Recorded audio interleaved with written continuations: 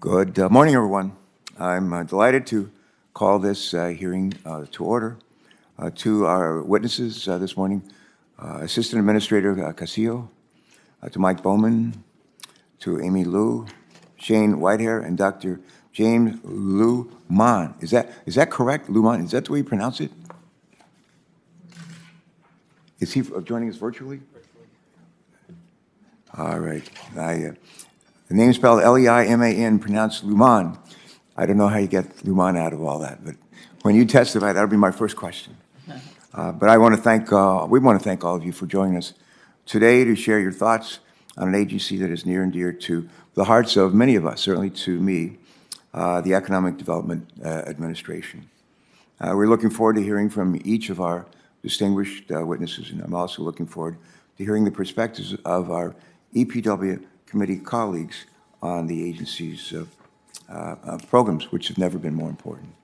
Before I get to introductions, though, I want to share a couple of brief thoughts with everyone about the Economic Development Administration, which we generally refer to as EDA. The EDA is an essential agency at the Department of Commerce whose important work touches communities throughout our nation. It provides communities across America with some of the important tools they need to enable local and regional economies to grow and to prosper.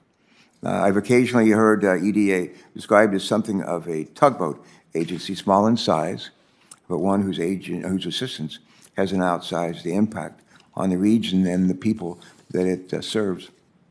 Sometimes I describe Delaware as like a prize fighter, a boxer that punches above its weight. And when I think of EDA, I think of an agency that punches above its weight as well. Like many of our Senate colleagues, I know firsthand the important work that EDA does in the first state, and I'm sure that the members of this committee have witnessed EDA's invaluable work in their states as well. In the first state, that work includes everything from incubators in Wilmington, in northern Delaware, all the way to the southern end of our state, to the Center for Automotive Excellence at Delaware Technical Community College's campus in Georgetown, Delaware, and a number of places in between. EDA's positive impact on the lives of families in the first state is clearly visible, and I'm happy to say it's growing. As we review the agency's programs today, it is well worth noting that EDA is long overdue for reauthorization. Congress has not reauthorized these programs since 2004. Last time I checked, this is 2021. That was about 17 years ago since we last reauthorized the Economic Development Administration. Just think how much our world has changed. World map has changed. The cell phones that we're all carrying around here today have changed. The vehicles that we'll drive to today. A changing world demands an EDA that adapts to that changing world.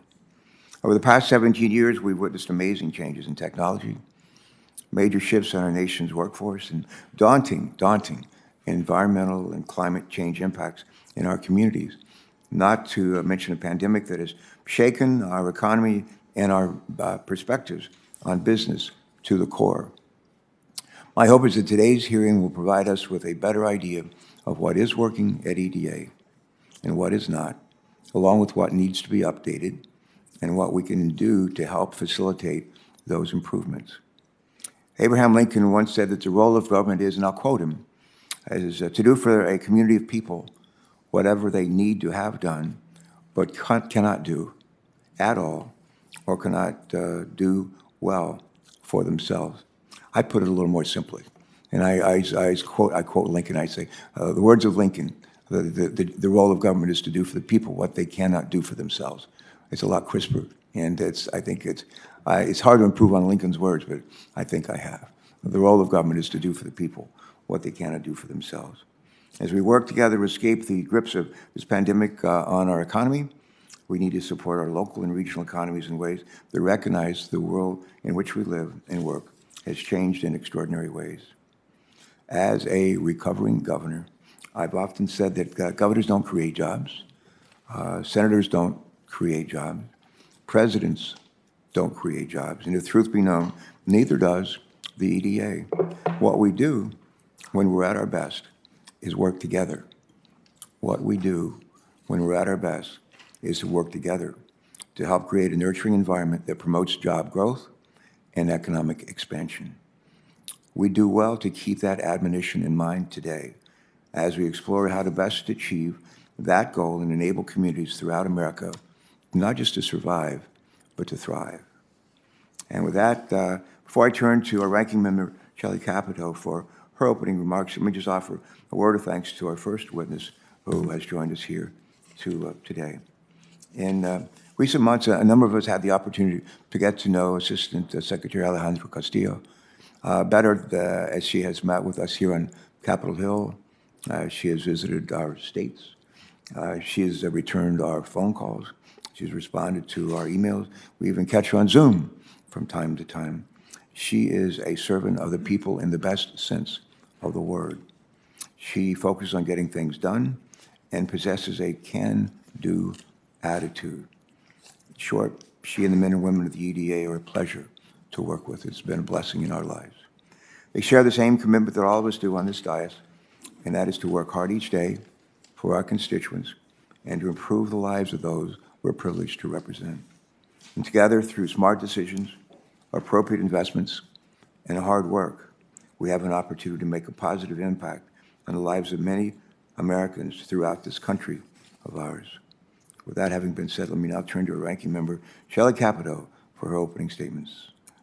Thank you, Mr. Chairman, and I'm looking forward to the rest of the hearing. I thank everybody who's coming, and Assistant Secretary Castillo, thank you for coming, and thank the stakeholders who are going to be addressing us on the second panel. The EDA, as our chairman has said, is an important partner to communities in West Virginia and across our nation that are trying to do the hard economic development opportunities for their citizens. As the lead agency for the federal economic development agenda, the EDA provides funding for critical infrastructure projects and other activities that support job creation and retention in a disadvantaged urban and rural areas.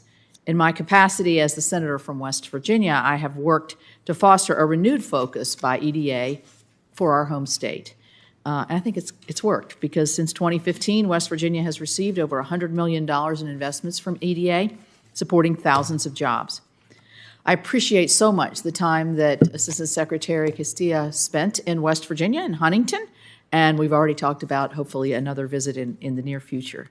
This hearing is very timely, given that EDA is in the process of considering applications for projects to use the more than $3 billion in supplemental appropriations it received through the American Rescue Plan Act. Taken together with the $1.5 billion that was provided in the CARES Act, EDA has received well over 10 times the annual funding typically appropriated to EDA, all within 1 year. That's a challenge. This is on top of the $1.2 billion total in supplemental appropriations provided for EDA for disaster recovery in 2018 and 2019. This committee will continue to exercise oversight of EDA's use of these and other funds, and I look forward to hearing about this during the hearing. Given the significant funding provided by Congress to EDA in recent years, it is concerning that the majority of the agency's programs are administered under expired authorizations, as the chairman said. We last authorized this in 2004, and last I checked, it's 2021, right? Congress has not updated EDA's priorities, informed by our constituents' needs and experiences with EDA, for over a decade, while EDA spends record amounts. Reauthorized legislation would enable this Congress to reassert direction over EDA funding decisions. Sure, new legislation would help EDA modernize a lot of the ways that they go about doing their business. It would enhance not just oversight, but also ways to encourage coordination across federal economic development programs. Just last week, the committee welcomed Dr. Jennifer Clyburn-Reed, who has been nominated to serve as the first federal co-chair of the Southeast Crescent Rural Commission. We must ensure good stewardship of government fundings between EDA and the regional commissions, because I think this obviously maximizes the dollars. EDA reauthorization legislation would allow us to update the agency's processes for program implementation and project delivery. It would also support further cooperation between the EDA and the private sector. So the U.S. economy has changed a lot over the past 10 years. We ought to make sure that EDA's authorizing authorities' statutes reflect this reality.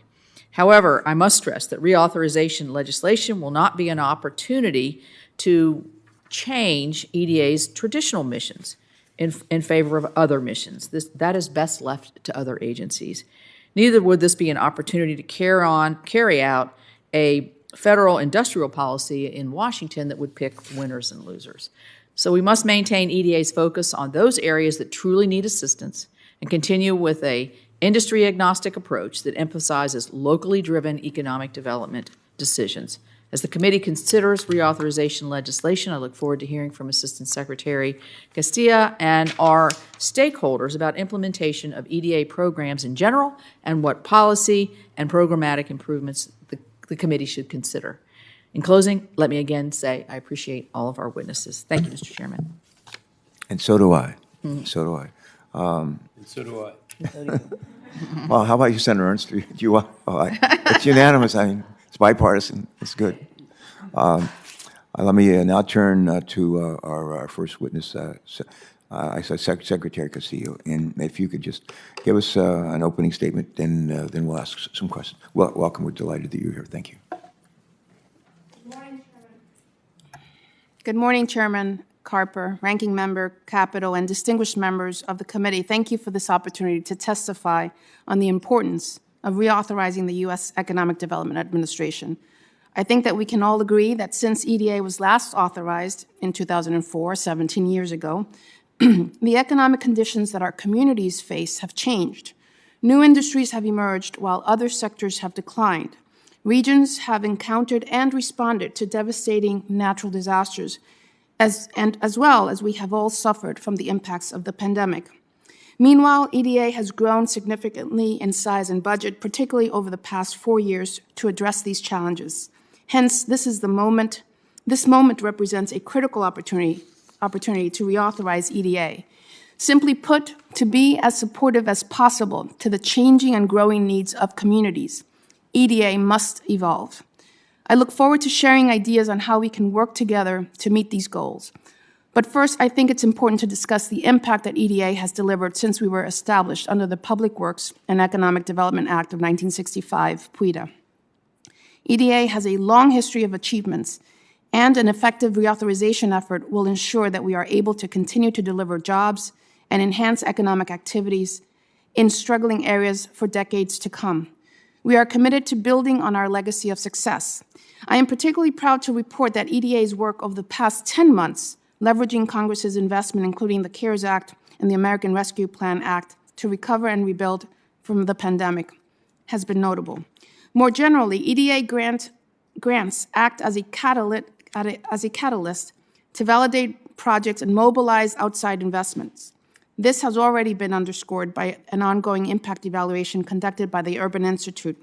Moreover, in a study of infrastructure investment, SRI International found that for every dollar EDA invested, 17.5 in private investment was generated.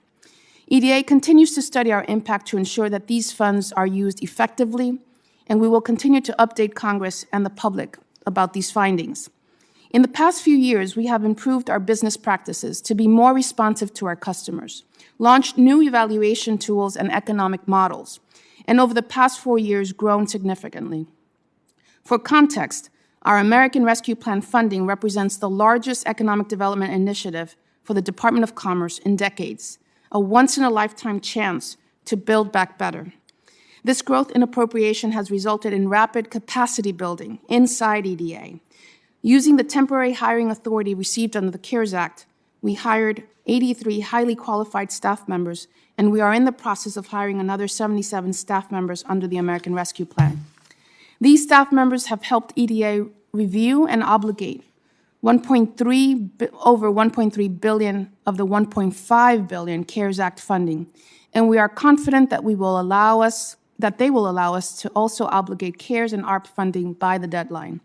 While EDA has been exceedingly successful in creatively in implementing its program, our rapid growth in recent years and the ever-shifting economic development landscape means we must reassess how we meet future challenges and support communities where they are in their development. We are committed to working with you to ensure that we meet our shared vision of better serving communities across the nation and increasing U.S. competitiveness globally through updates focused on modern infrastructure, resilience, and equity. I would now like to share some of our ideas on how we hope to reach these goals under a reauthorization EDA. First, infrastructure. EDA consistently supports communities in infrastructure development, but our statute is not built to support communities in developing the modern infrastructure they need to create and scale new industry sectors. For example, for EDA, broadband infrastructure is an intrinsically public-private undertaking, a format that is currently difficult for EDA to support. We look forward to working with you to maximize EDA's ability to deliver broadband. Next, resilience. EDA has increasingly been called to play a prominent role in disaster recovery. Our specialty in disaster situation is twofold.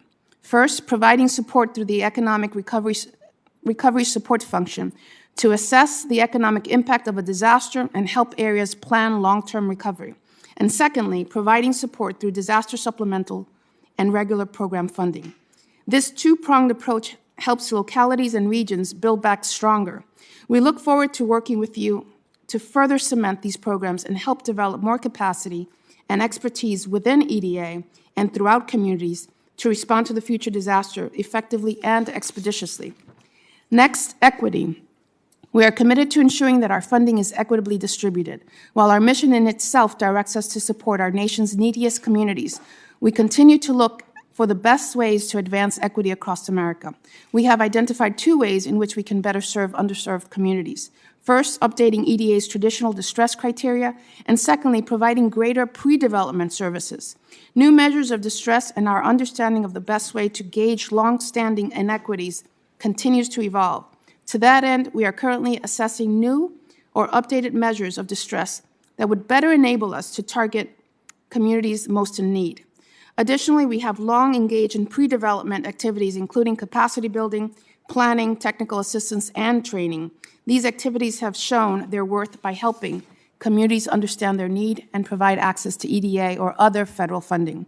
We propose to increase our focus on pre-development activities from idea to implementation, to make sure all communities have the necessary tools to adapt, change, grow, and diversify their regional economies. To conclude, restoring economic prosperity to all parts of the nation and making critical investment for future growth is an important priority of the administration. We look forward to working with you to reauthorize EDA so that we are best positioned to leverage our strength in furtherance of this goal. Chairman Carper, Ranking Member Capito, members of the committee, thank you for your consistent engagement, and thank you again for the opportunity to address you today.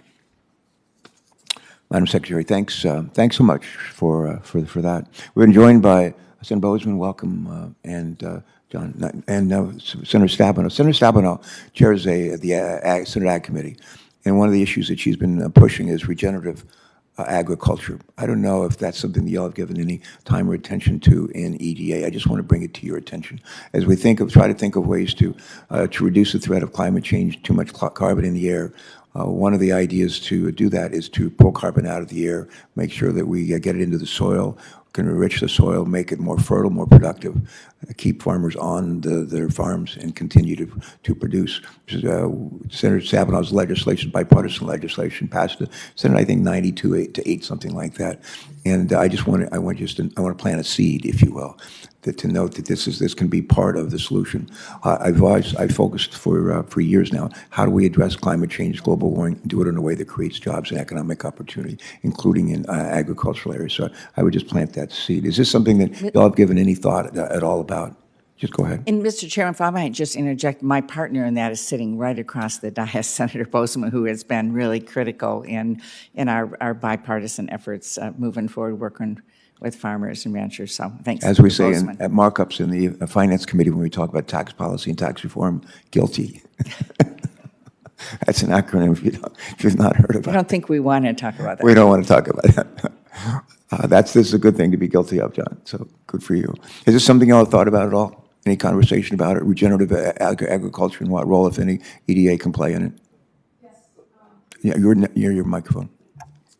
These are areas that we're always taking a look at because it's the type of future opportunities that communities can actually not only have support from EDA to invest in, but more importantly, to really plan towards where the jobs are, where the growth is. I will say, Senator, that I had a great conversation with the new administrator of the Rural Economic Development Administration, and really working together across the federal government is essential as we look at these type of opportunities. That's great.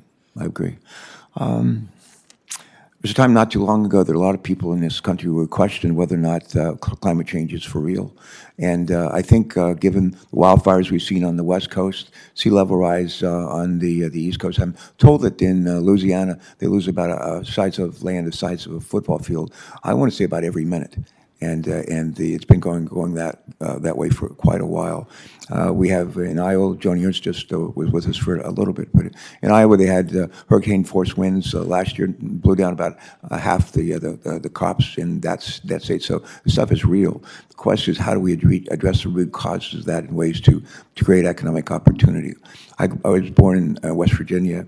I mentioned to you earlier that my neighbors, our neighbors, as little kids, were coal miners. My dad was a coal miner coming out of high school. The economy in West Virginia is very sad these days. And I was with Senator Capito, and she and Senator Manchin and others trying to address that. But there's a great deal of work that needs to be done. We grew up in Danville, Virginia, and textile country, tobacco country, and it's a place that's very sad now in terms of their economy. And as we move and to address climate change, and there's a bunch of us, about 15, I think, of us, and the Senate are going to go to Glasgow. In about 48 hours, climb on a plane, go to Glasgow, and meet with people from about maybe 100 other countries. And the idea that we're going to look at is, how do we address climate change? How do we do it in ways to create economic opportunity and jobs? Would you just talk about EDA's role in that, particularly in states like West Virginia or places like southwestern Virginia, as where the world has changed and they need help, please?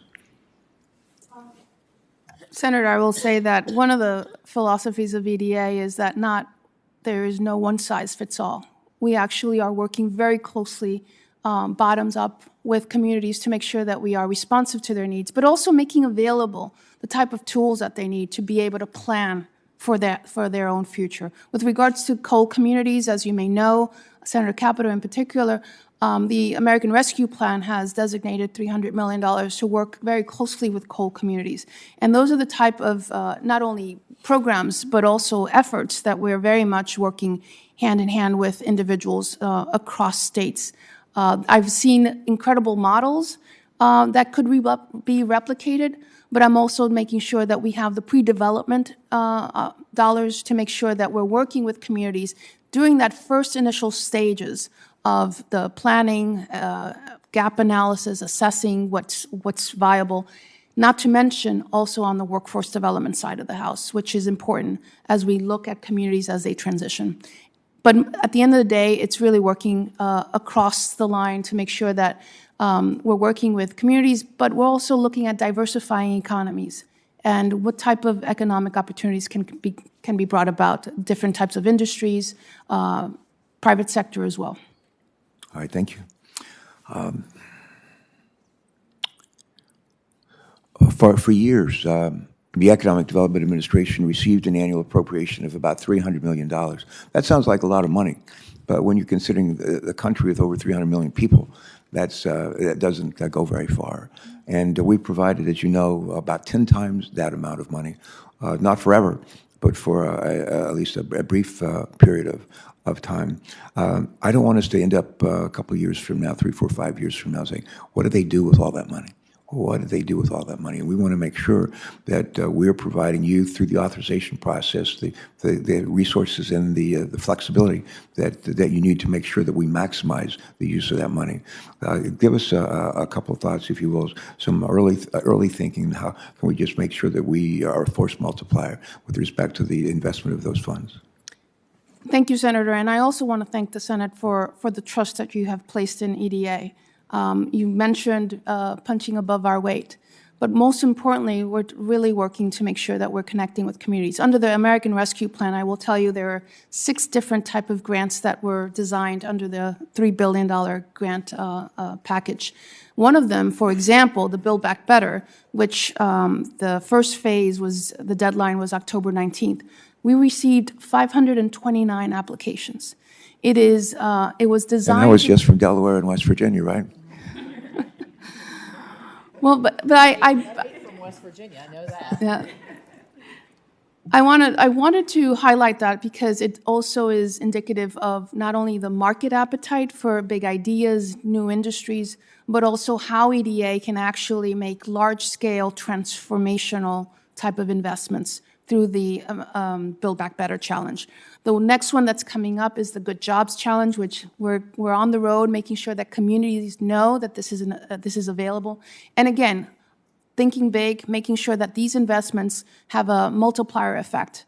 Not only the dollars that we're providing at the federal level, but the encouragement of applicants to bring in other partners to make sure that these dollars have a greater impact. So there's a lot that not only have we designed under the American Rescue Plan, but also making sure that we have the transparency and accountability that I know Senator Capito mentioned in her statements regarding oversight.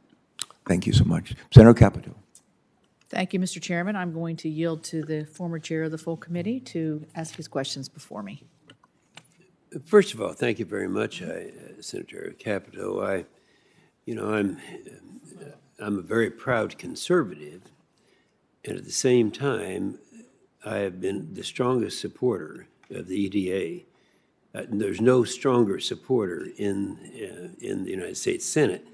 And since 2012, we've invested over $100 million in nearly 150 projects in Oklahoma. I'm familiar with every one of those projects because that's one thing that's good about the EDA. You get the local people who really know what the needs are. And that's what we have been doing for a long period of time. This year, we've invested over $22 million in projects in Oklahoma that are for the Choctaw Nation and others, and yet our rural communities still struggle developing applications or meetings. Now, I talked to you back in June, and I talked to you about the dilemma we have in some of our rural communities, and just getting through the application process is an example. Any thoughts that you have now that you have been involved in this on what kind of help you can be to the small communities? Yeah. Senator Inhofe, I have to take a moment to thank you because it was under your leadership that EDA was last reauthorized, and I hope that under Senator Carper's leadership we will get to that goal as well. Oh, we'll make sure it is. Appreciate it. Senator Inhofe, first of all, let me speak to, you mentioned the Choctaw Nation. EDA has a very special relationship in terms of making sure that we are engaging and collaborating with tribal communities.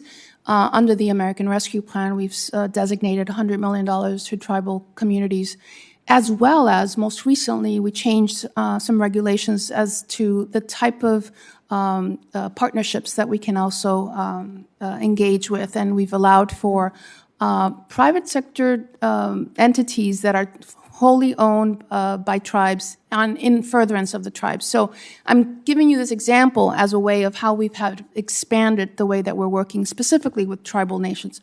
On the rural side, again, I'll say again that under the American Rescue Plan, we've designated $300 million to work with both coal communities as well as making sure that rural communities are engaged. 2/3 of EDA's grants are provided to rural communities. So we have a very strong benchmark as we work with rural communities. But again, one of the issues that we want to do much better on as we think about this reauthorization is looking at our definition of distress, making sure that we can look at distress not only through per capita income and unemployment, but looking at broader factors that also come into play when we're measuring distress. That in itself, Senator, will also be very helpful because the definition of distress, coupled with our grant rates, will make it much more accessible and available for communities that are struggling. Okay, but we appreciate that. You might remember that during our conversation several months ago, I brought up the activity of the type of aviation projects that we've had in my state of Oklahoma. We're quite an aviation state, and I have aviation in my background. And we've included report language into the appropriation bill encouraging EDA to consider economic development opportunities in aviation and aerospace-related industries. In Oklahoma, the EDA joined FAA to invest in a new runway in Bristow Airport. In fact, I flew a little aerobatic plane in to cut the ribbon to open that airport. We have an additional $2 million grant, EDA grant at the Will Rogers to complete hangar improvements. And so we've been very active in that. I guess I just want to comment to you. I know what your answer would be, that you would continue your strong consideration of aviation-related projects in your tenure. Very well captured. Thank you. We look forward to it. Thank you very much. And thank you very much, Senator Capito. I believe that we've been joined by Senator Cardin, who's going to be leading one of those CODELs to Glasgow, Scotland this Friday. Ben, are you on the line with us on WebEx? I am, Mr. Chairman, and thank you. I want to thank our witnesses for their testimony, and I am looking forward to being with you in Glasgow on the climate issue. EDA is critically important to my state, and I was listening to Senator Inhofe's concerns about our rural areas. In Maryland, we have extremely important partnerships with EDA in the western part of our state, the eastern part of our state, with the regional commissions that are critically important for our rural development. But it's equally important in regards to our urban centers. And I just really would like to ask a question in regards to that. I know that we have requests for partnerships with EDA in our urban centers that have real challenges in economic development. The traditional thought that the urban centers are wealthy opportunities may have been true at one point, but that's certainly not true today, with many trapped communities having challenges for economic development and need the help of EDA. So let me just ask the question on balance. Yes, I want to make sure our rural areas are covered, but we also need to be more innovative in the partnerships of EDA in our urban centers. Comments on that? Senator, thank you for the question. I will say that, again, we are meeting communities where they're at, whether they're rural or urban. We recognize that challenges as the economic landscape changes are very real.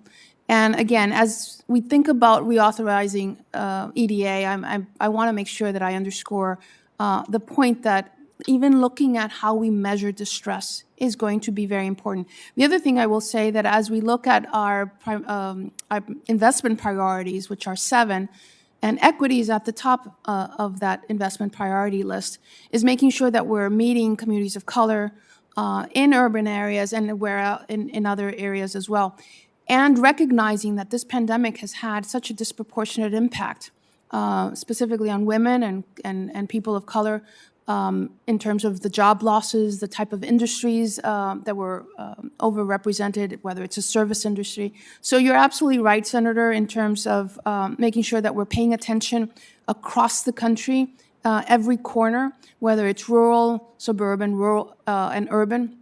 So you have my commitment that we will continue to work with you, and we hope that as we continue to talk about the reauthorization of EDA, that we can continue to work very closely with your staff as we look at the urban areas.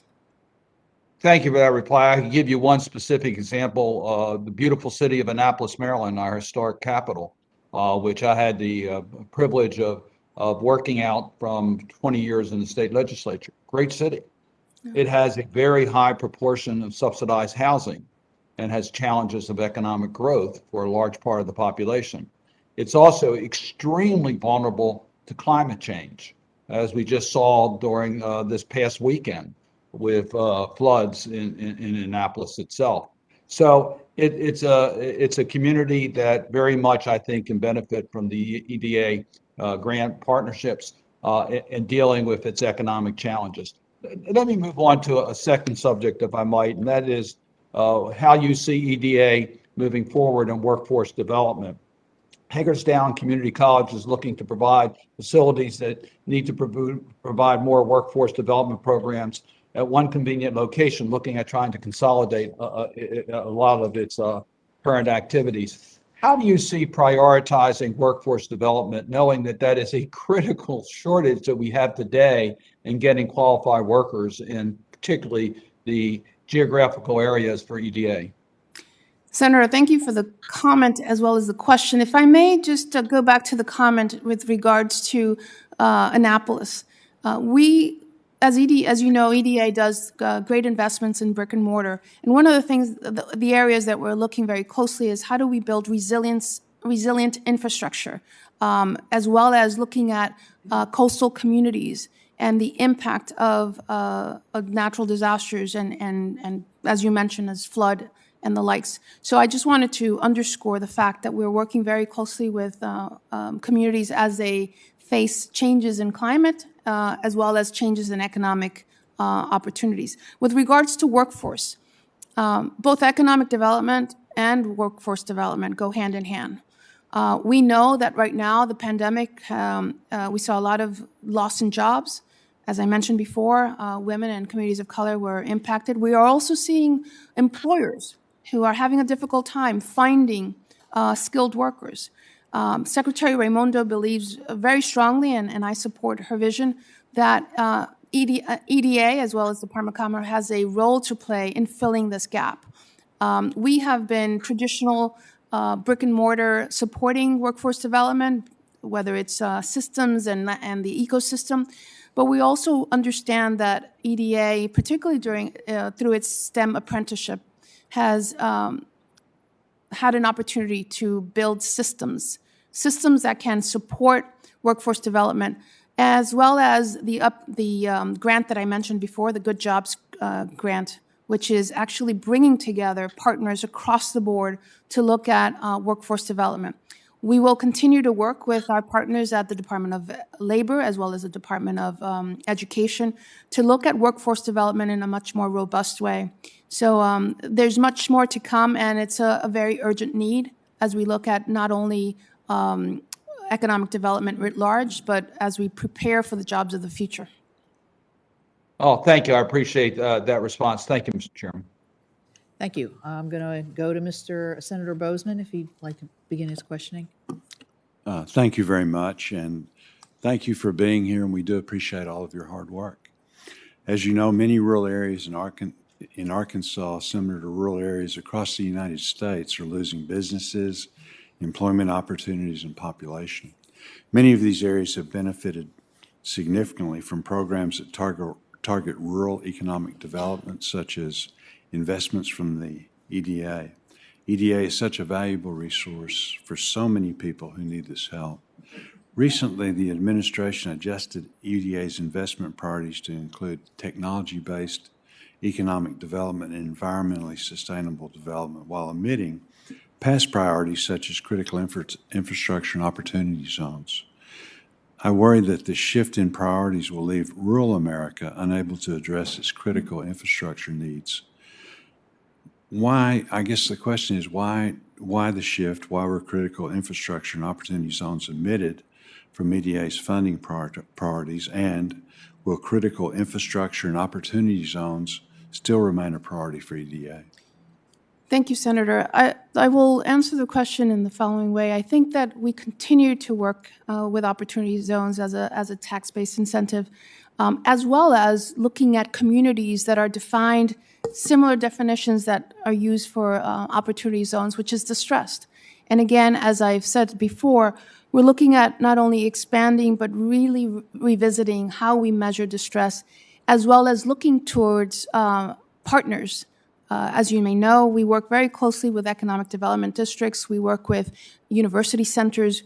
We're looking at ways under the reauthorization to expand public-private partnership that I know Senator Capito has mentioned in previous hearings.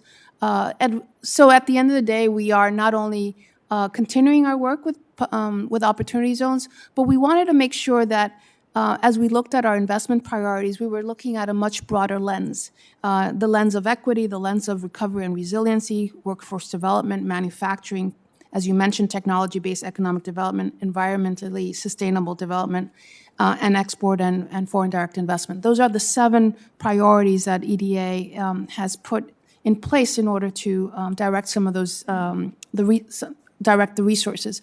But rest assured that we continue to work with communities that are highly distressed, as well as bringing about as much partnership and resources to bear.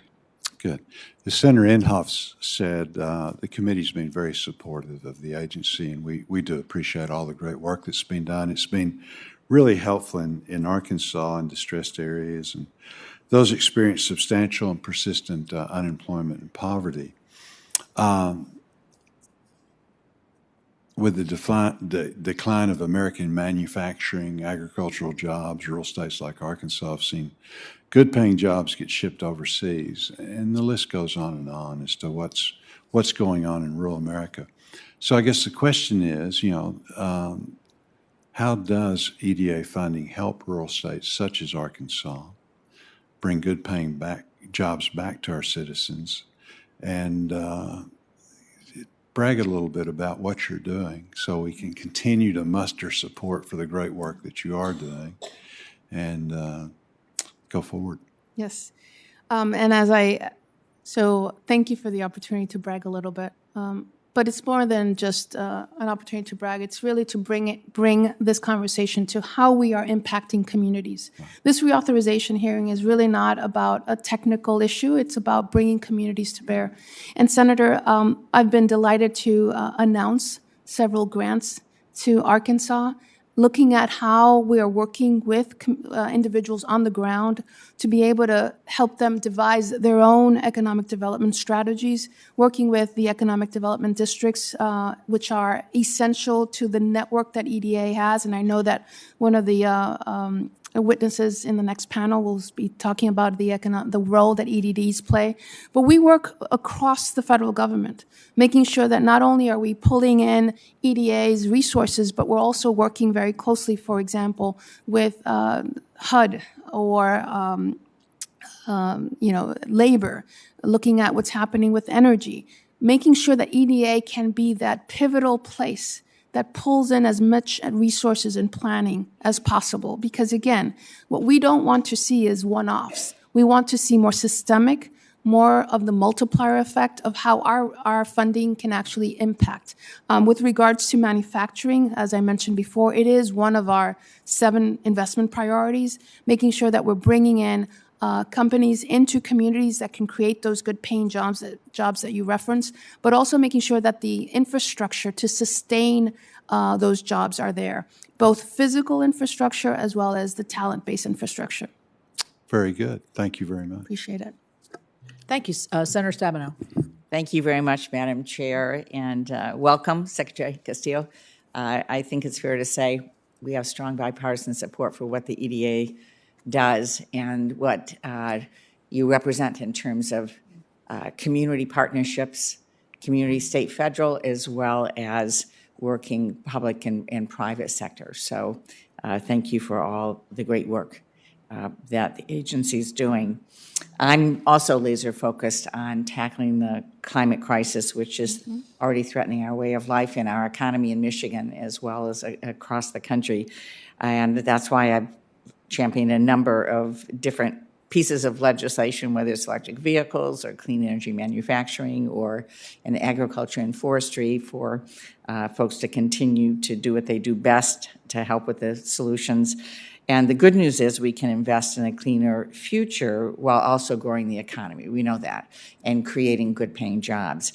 And we're poised in Michigan to really lead in clean energy jobs, but we have to have the workers with the skills to do that. And I know you've already begun to speak about that, and you say in your testimony about how reauthorization can position the EDA to help create a more sustainable energy sector that doesn't leave workers behind. This is absolutely critical. And so as we turn to reauthorization, how can we ensure that EDA resources are leveraged appropriately to provide workers the skills necessary to participate in the clean energy economy? And how can we ensure that the workforce development funding from EDA and other agencies really achieves the best outcomes for working people? Thank you, Senator, for the question, and thank you for the focus on reauthorization. Two things that I would like to just comment on. First, I was recently in Michigan and Detroit looking at some incredible technology and innovations in the mobility space. Very exciting things that are happening to unleash new industries that will create those high-paying jobs. But to your point on workforce development, we definitely need to make sure that we're creating systems and programs that are helping workers upskill. EDA has a role to play in that space. We're looking at workforce development to make sure that we're building systems that can be best leveraged as new industries are coming about, as well as having the opportunity to work with the Department of Labor and Department of Education. This is an entire spectrum of programs that need to be working synergistically. I think that EDA has a role to play in collaboration with others, and as well as making sure that the funding is available. I mentioned before the STEM apprenticeship, which was a $2 million effort, but also what's coming down the pike with the Good Jobs Challenge, which is a $500,000 grant. As I referenced before, the American Rescue Plan has 6 different grants. The first one was the Build Back Better Challenge, and we had an incredible response rate on that. We are expecting equally that under the Good Jobs Challenge, we are going to have some amazing ideas, and I'm hopeful that from the state of Michigan, we're going to have some very strong applications as well. But I will underscore that this is a priority for Secretary Raimondo and something that EDA very much wants to continue to support. Thank you very much. You will have strong applications for Michigan, so I'm sure as well as across the country. And then finally, let me just ask, another piece of this relates to the supply chain resiliency. We've seen what has happened in a global economy in the middle of a pandemic, and the economy is shut down, and certainly in manufacturing where it's just-in-time supply chains, and all of a sudden those materials aren't available, parts aren't available, or maybe they're all coming, as in the case of manufacturing semiconducting chips, majority coming from one company in Taiwan, which now we aren't able to receive those or weren't able to. So you mentioned EDA's role in improving supply chain resiliency, and there's no question we need a whole-of-government approach to resolving what's happening, and that one of the best ways, and good news for us, is to bolster domestic manufacturing. So we're making things here, and we're focused on that already. Our efforts with the U.S. Innovation and Competition Act, something, again, I was laser focused on the manufacturing chips, making sure we have dollars to be able to do that manufacturing, that innovation here in the United States, as well as stronger Buy America provisions of mine, which I'm really glad we're in there. But can you talk more specifically about how reauthorization could position EDA to complement our recent initiatives to address supply chain disruptions and bolster American manufacturing? And thank you for the question, Senator. EDA plays a role in supporting the supply chain, specifically on the physical infrastructure that connects the nodes of distribution. As a matter of fact, I know that Senator Duckworth is not here, but we just announced a grant in Chicago to make sure that we supported a road that connected a distribution network. There are many ways that EDA can help strengthen the supply chain environment. And one of those is continuing to do our investments in infrastructure, but also making sure that we're working with not only employers, but also the workforce, and making sure that, as you mentioned, we can bring back more manufacturing to the U.S. Our goal is to strengthen the U.S. global competitiveness, and all of this is tied together. So definitely EDA continues to have a role in this effort. Thank you. Thank you, Madam Chair. Thank you. Thank you. I wanted to begin my questions with a comment that you made in your opening statement about some of the difficulties with deploying broadband and being able to partner with private entities. And I would point out that I have a bill with Senators Cardin and Graham. We call it the E-Bridge effort. And the good news, this will, I think, address some of those issues. There's really no controversy on it, and it is on suspension in the House today. So we're hoping that that gets through the House of Representatives, and that provides you that flexibility. Because as you know, all of these things are great, but if we can't get the broadband into those more rural areas or those that are disadvantaged, they just become more and more disadvantaged. I want to ask about the $3 billion that was released through the American Rescue Plan. As you've said, was divided into 6 programs. One of them is the Build Back Better. You said had 529 applications? 529, correct. Yeah. I know 10 of them are really good because they're from the state of West Virginia. And maybe we'll give Mr. Whitehair a chance to talk about his. But you're taking a regional approach there, which is different than the way the 1.5 was distributed in the CARES Act. And I guess I'm wondering, why did you decide to deviate from a traditional approach and go more regional for these Build Back Better? And also, what is the timeline to have those? I know they're in phase 1 now, and you just got those applications, but when do you anticipate those decisions being made? Because obviously it's going to be very competitive. Because Yes. you're only going to grant, it says 50 to 60. So let me just answer the first part of the question with regard to why did we deviate.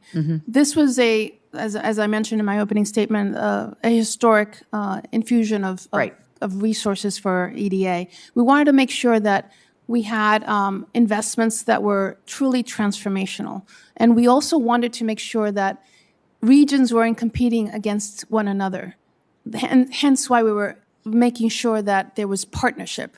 I usually say that the secret sauce of this grant was really bring as many partners to the table so that our investments from the federal government could be supplemented in many ways with private sector investment, the technical skills, the talent, and make the programs work in a grander scale.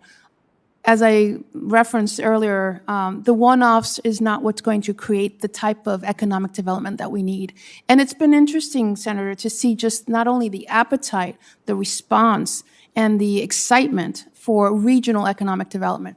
Going back to reauthorization, this is the evolution of EDA. Not just localities, but looking at truly regional economic development, collaboration, and partnership.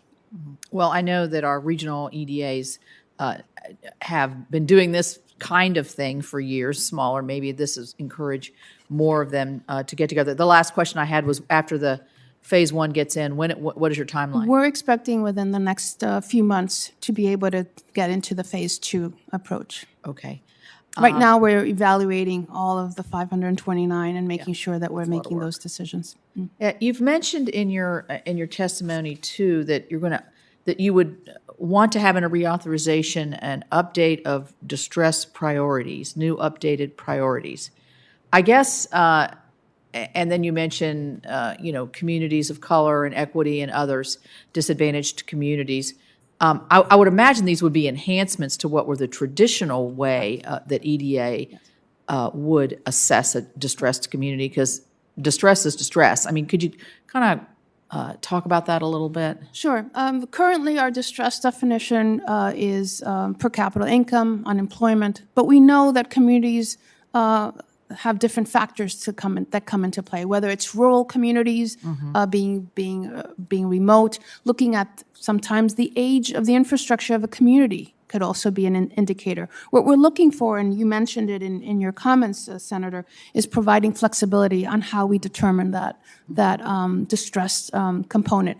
And as I mentioned before, distress is very tied to our grant rates, how we determine how much match is required in a community. So we want to make sure that we're accurately depicting what distress looks like community by community. Okay, good. Also, we've run into this a couple times. EDA maintains an interest in real property acquired, constructed, or improved with agency funds for the estimated useful life of the project.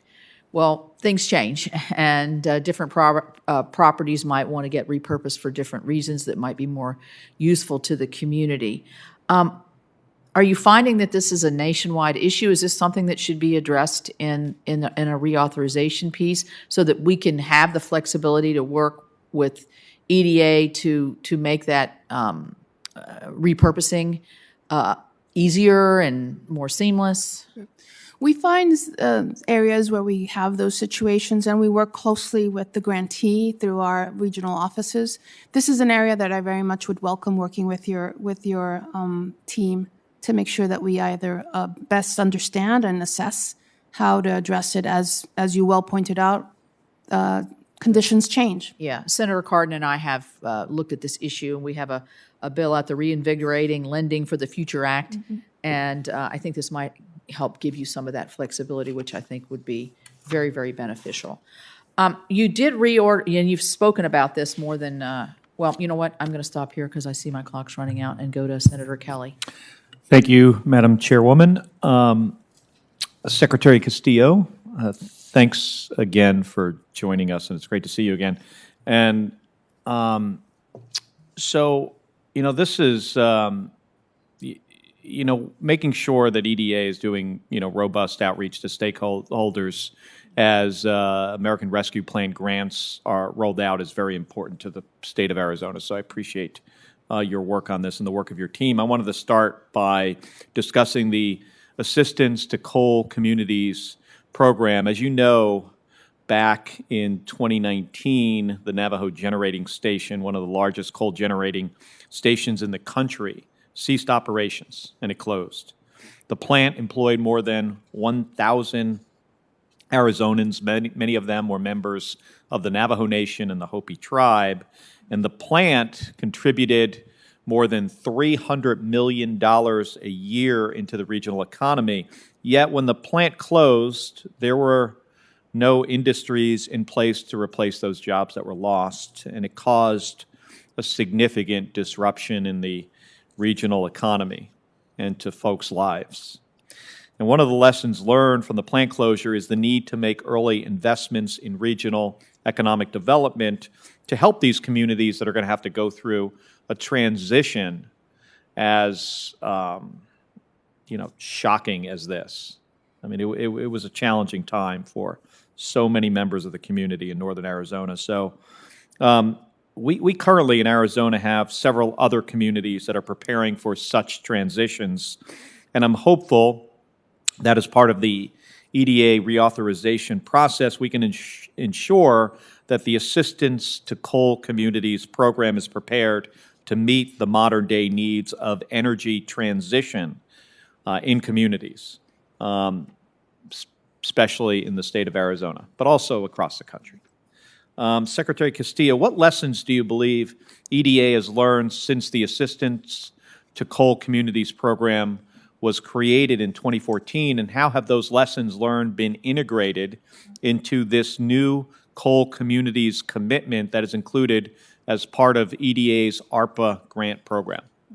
Thank you, Senator Kelly, and it's good to be speaking with you again in terms of not only the outreach, but essentially the impact of how we can best help coal communities. If I can parse out your question into two pieces, if I may. First of all, you mentioned Navajo and Hopi tribes. EDA has designated $100 million to work with indigenous communities. We actually have hired a tribal community coordinator to make sure that we are reaching communities, Native American communities. The next thing I would say is the pre-development work that EDA already does, but we're looking at reauthorization to help us do more pre-development work. This portion goes to your second question, which is what lessons have we learned? We have learned that we need to engage coal communities early. We need to work with them in terms of the pre-development planning stages, making sure that we provide them with the technical assistance, with the comprehensive economic development strategies that they need, but also making sure that we provide the resources to bring in new opportunities across the board.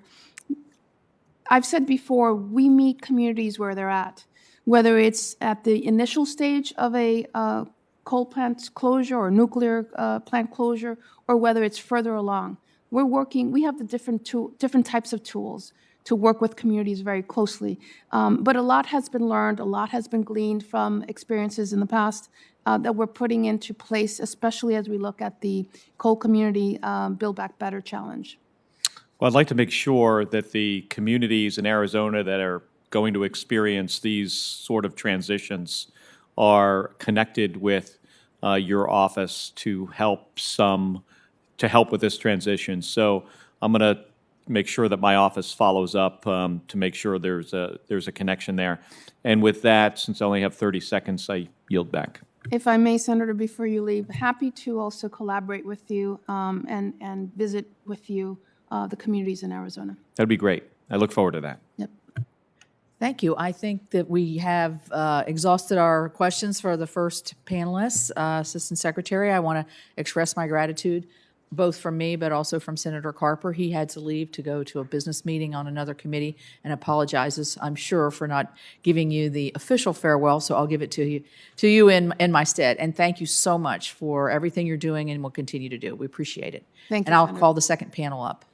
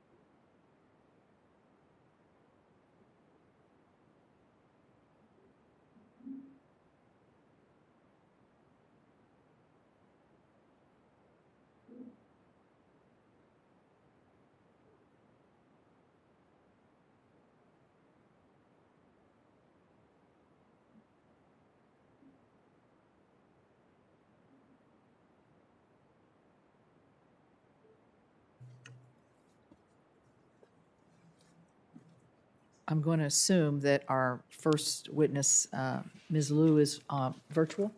Yes. Okay. Well, welcome to all of you. If you heard those buzzers and lights, that means that pretty soon, if not now, we are going to be getting called for a vote. So you'll see a little musical chairs up here, but we will move forward and try to move the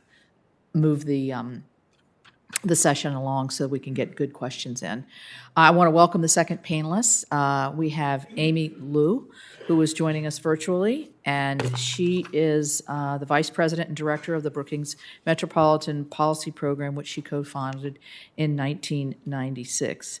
She has an excellent resume and has worked, I think, a lot with EDA and EDA programs, so welcome to her.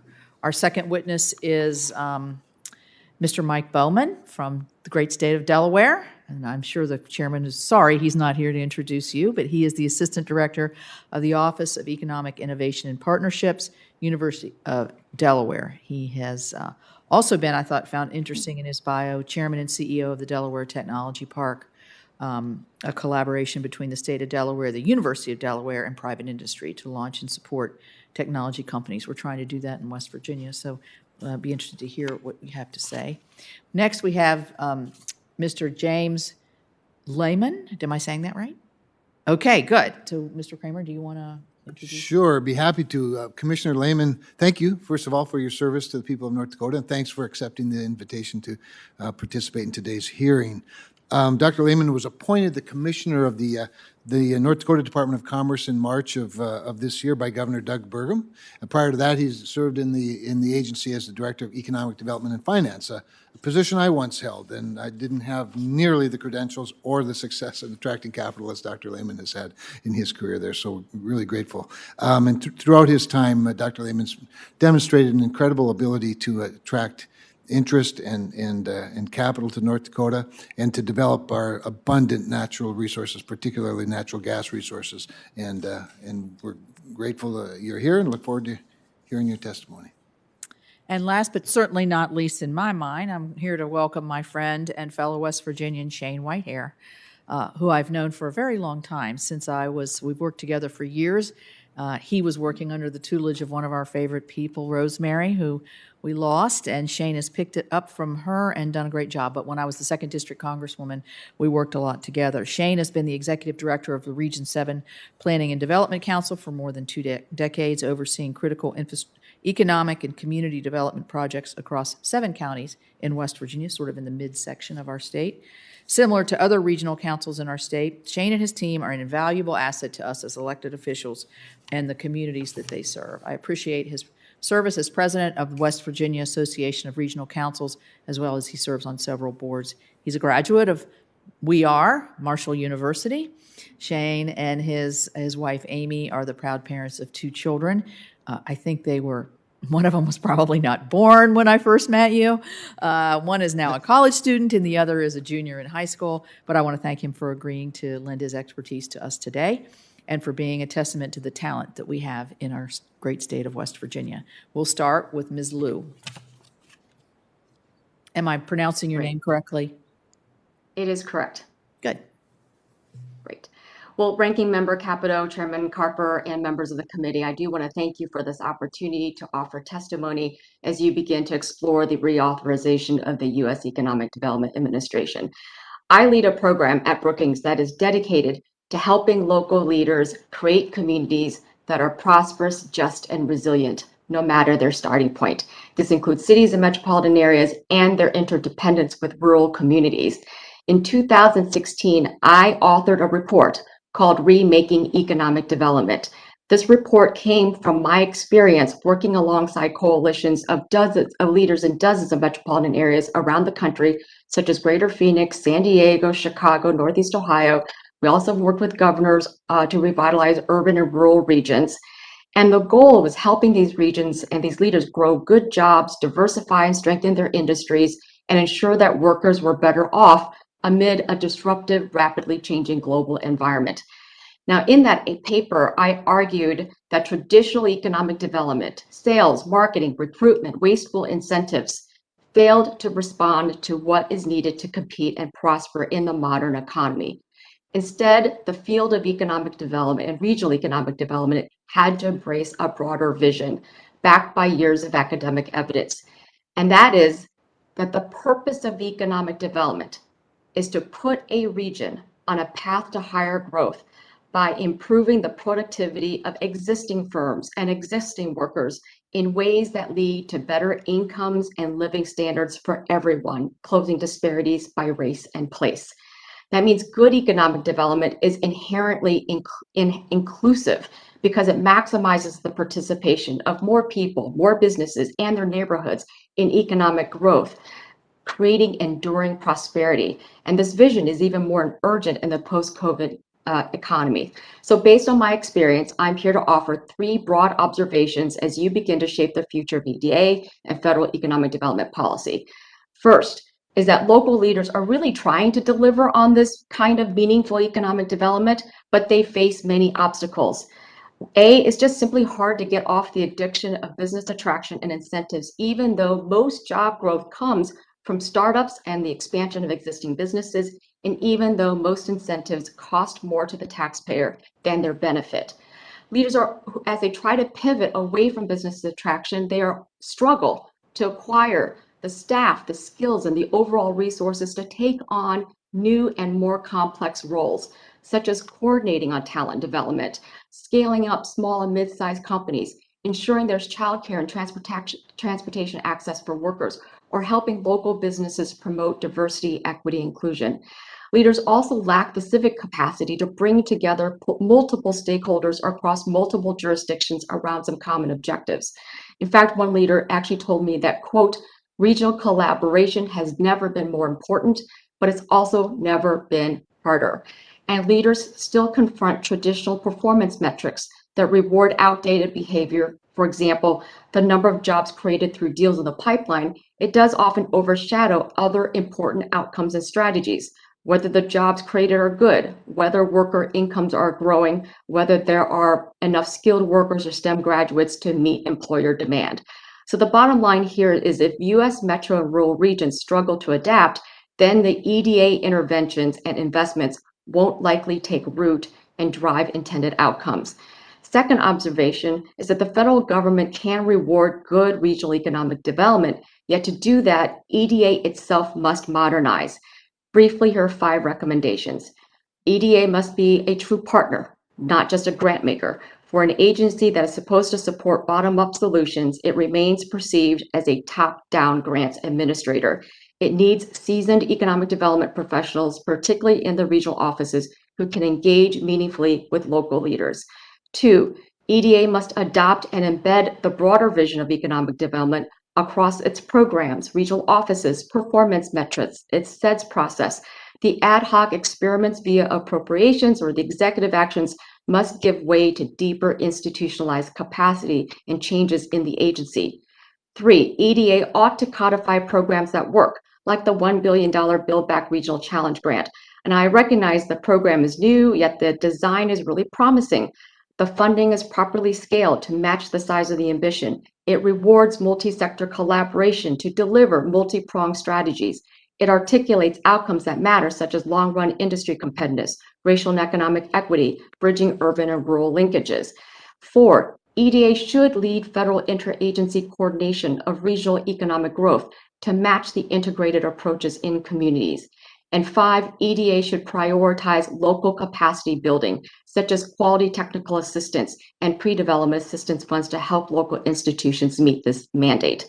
Now, let me close with the third observation, which you all have said on this panel today, which is that EDA matters. In today's winner-take-most economy, with too many communities falling behind, top-down, one-size-fits-all macro policies are simply insufficient.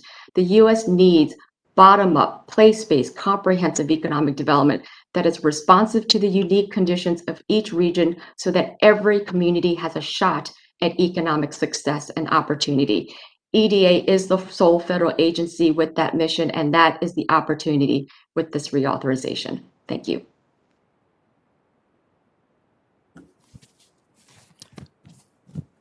Thank you, Ms. Liu. We have a markup going on in it's a vote in a business meeting of the Homeland Security Government Affairs Committee, where I'm a senior Democrat. We're trying to do this at the same time. This is the day I wish we could do cloning. I wish it was legal and we could actually get away with that, but we can't. So I'm going to turn to a guy who is in Delaware, who's several places at the same time and does a great job at all those, Michael Bowman. Michael, please, thanks so much for all you do in Delaware. Thanks for joining us today. When I think of Mr. Economic Development, some people used to say when I was governor, I was Mr. Economic Development. They said worse things about me. But the guy who's really Mr. Economic Development is Michael Bowman. Michael, please proceed. You're welcome and recognized. Well, good morning. Thank you very much, Senator Carper and Senator Capito, members of the committee. Thanks for allowing me to participate today. So I'm Mike Bowman. I'm the Associate Director of Economic Innovation Partnerships at the University of Delaware. My responsibilities there include being President and CEO of the Delaware Technology Park, and that's where I have enjoyed 20 years engagement with EDA. My remarks, I'm going to begin with a metaphor. The Greek mathematician and physicist Archimedes, he defined the principle of the lever. He said, give me a place to stand and I'll move the earth. Well, EDA is the lever for economic development across the United States. EDA's grant challenge programs are a lever to grow clusters of innovation and economic impact. Generally, EDA programs are one of two kinds. One is dedicated to capital for infrastructure improvement or expansion. The second is focused on fostering early-stage innovation. In Delaware, we have experienced the benefits of both, and I'll use some examples. So Delaware Technology Park transformed high bay space in a former Chrysler assembly plant building into a laboratory incubator for startups in life sciences and advanced materials. And in just 5 years, 20 companies started, shared common areas, and took advantage of access to the university's assets, and they've created 200 new jobs. In fact, they've raised nearly $1 billion of venture capital funding. In addition, the incubator offers an experiential student program called Spin-In. They are teams of UD students. They work with small companies requesting help on a business project. New products have been created, new markets uncovered, and the students are often hired after graduation. As incubated small companies grow, they need to go to larger space in the community. And what this does is it frees up the incubated space for new accepted startups. Well, an EDA infrastructure grant helped modify space in a DuPont corporate lab building for multi-tenant growth of innovation companies.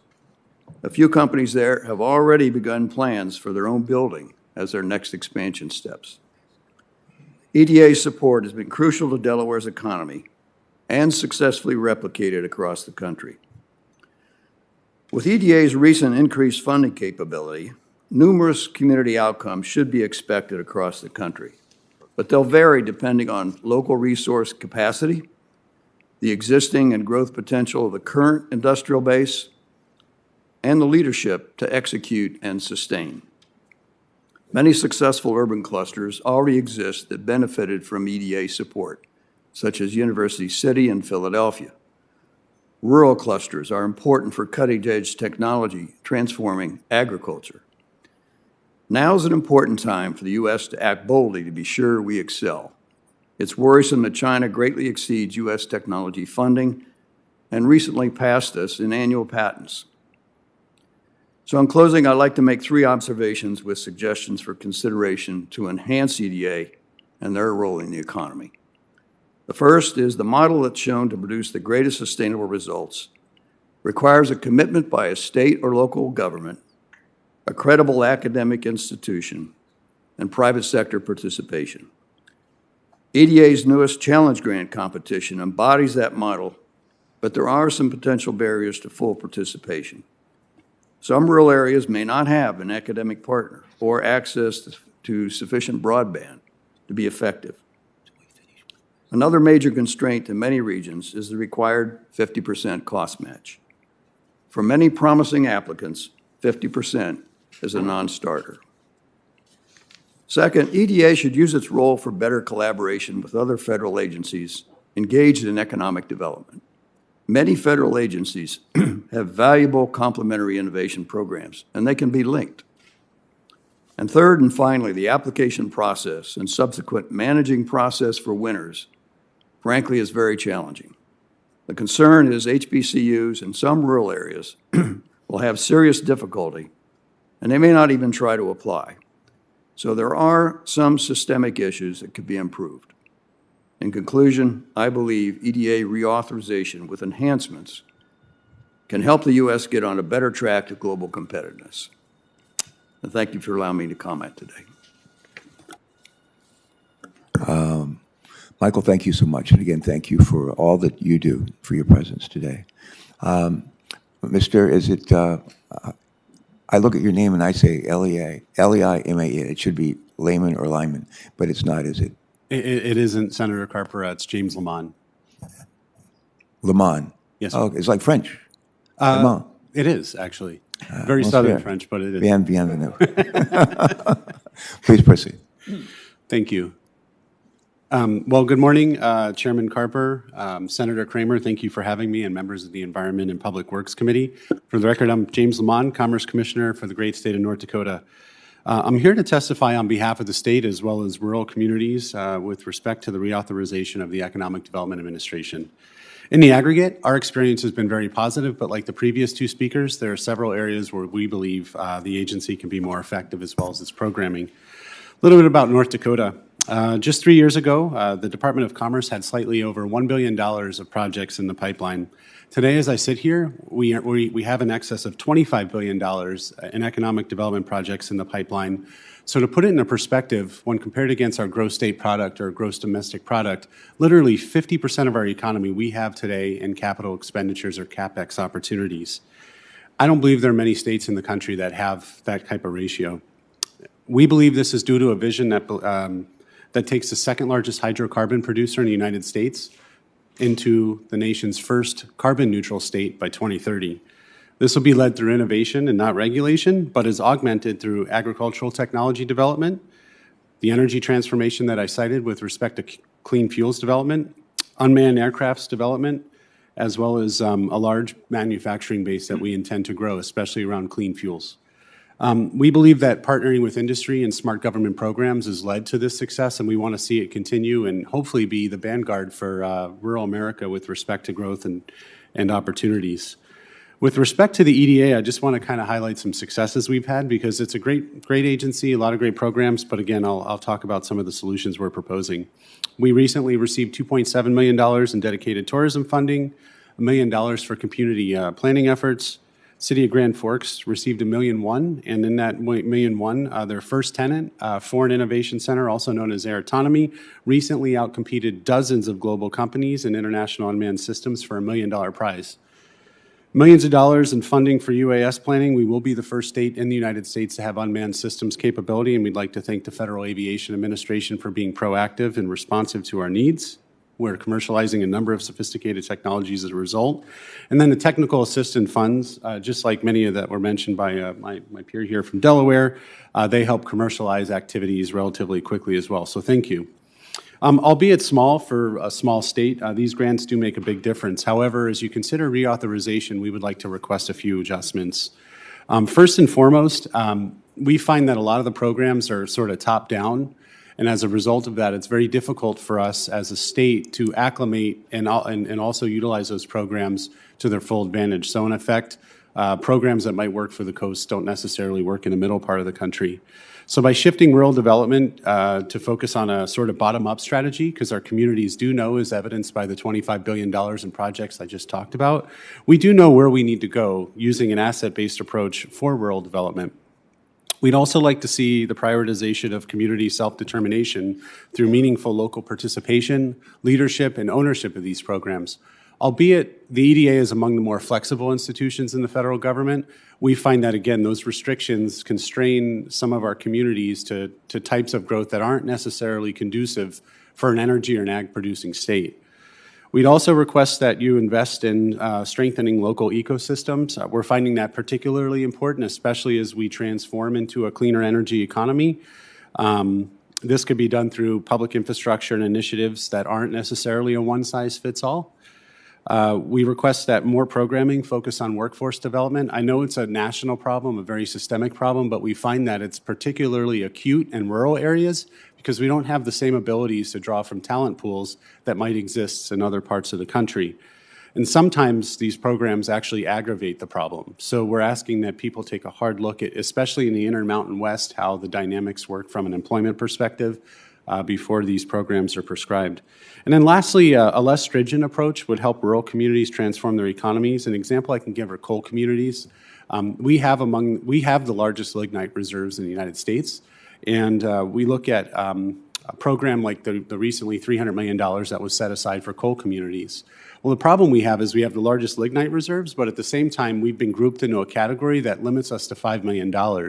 When you're looking to convert and transition to hydrogen projects or transform the use of coal for rare earth elements, which is national security as well as commercial applications, or if you look at it from the prism of developing other products like fertilizers, $5 million really doesn't get us far in the grand scheme of things when you have $300 million and we kind of have approximately 15% or so of the coal community footprint.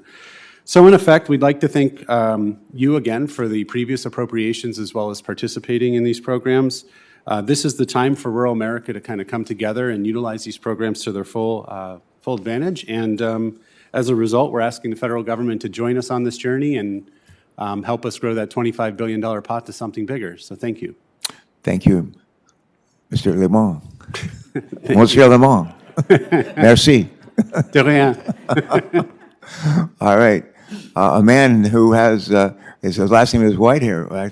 I thought maybe Native American. But this man has no white hair. He does have hair, but he's no white hair. We're glad you're with us. Thank you, and you're recognized. Just making that there's a lot going on right now. And we got the voting on the floor. The Finance Committee's just about to hold a markup off the floor that I need to get to. And we have a Homeland Security Committee's just getting right in the middle of a markup. So a lot going on here. And I apologize for being in and out. Senator Capito is doing the Lord's work, not my work, but the Lord's work, to try to keep things flowing. I apologize. It seems like we're distracted. We're very much interested in what you have to say. And I just want you to know that. Please proceed. Thank you. Chairman Carper, Ranking Member Capito, and members of the committee, thank you for the opportunity to testify today. Today, I want to begin by speaking about the importance of EDA and how investments have impacted my region in rural West Virginia. In 2017, AHF Products, a manufacturing and distribution center best known for the brand Bruce Hardwood Flooring, was faced with the threat of disrupted operations and potential employee layoffs after losing access to their rented off-site warehouse facility. In response, Region 7 collaborated with the Randolph County Development Authority to secure funding through EDA's Economic Adjustment Assistance to Coal Communities program. EDA's subsequent investment supported a major expansion of AHF's existing manufacturing facility, warehouse, and distribution center. Today, the plant employs more than 600 people and is a major driver of the regional economy. EDA's investment prevented the loss of existing jobs, created new jobs, and continues to leverage private investment into the region. As you can imagine, the impact of such an investment in a rural community with a population of less than 700 people is transformative. In nearby Parsons, West Virginia, severe flooding damaged the area where several businesses were operating, including Kingsford Manufacturing Company. If you don't immediately recognize the name, Kingsford is a bedrock of the American pastime of backyard barbecues. It is the largest producer of charcoal briquettes in the Northeast, and they have been operating in Parsons since 1958.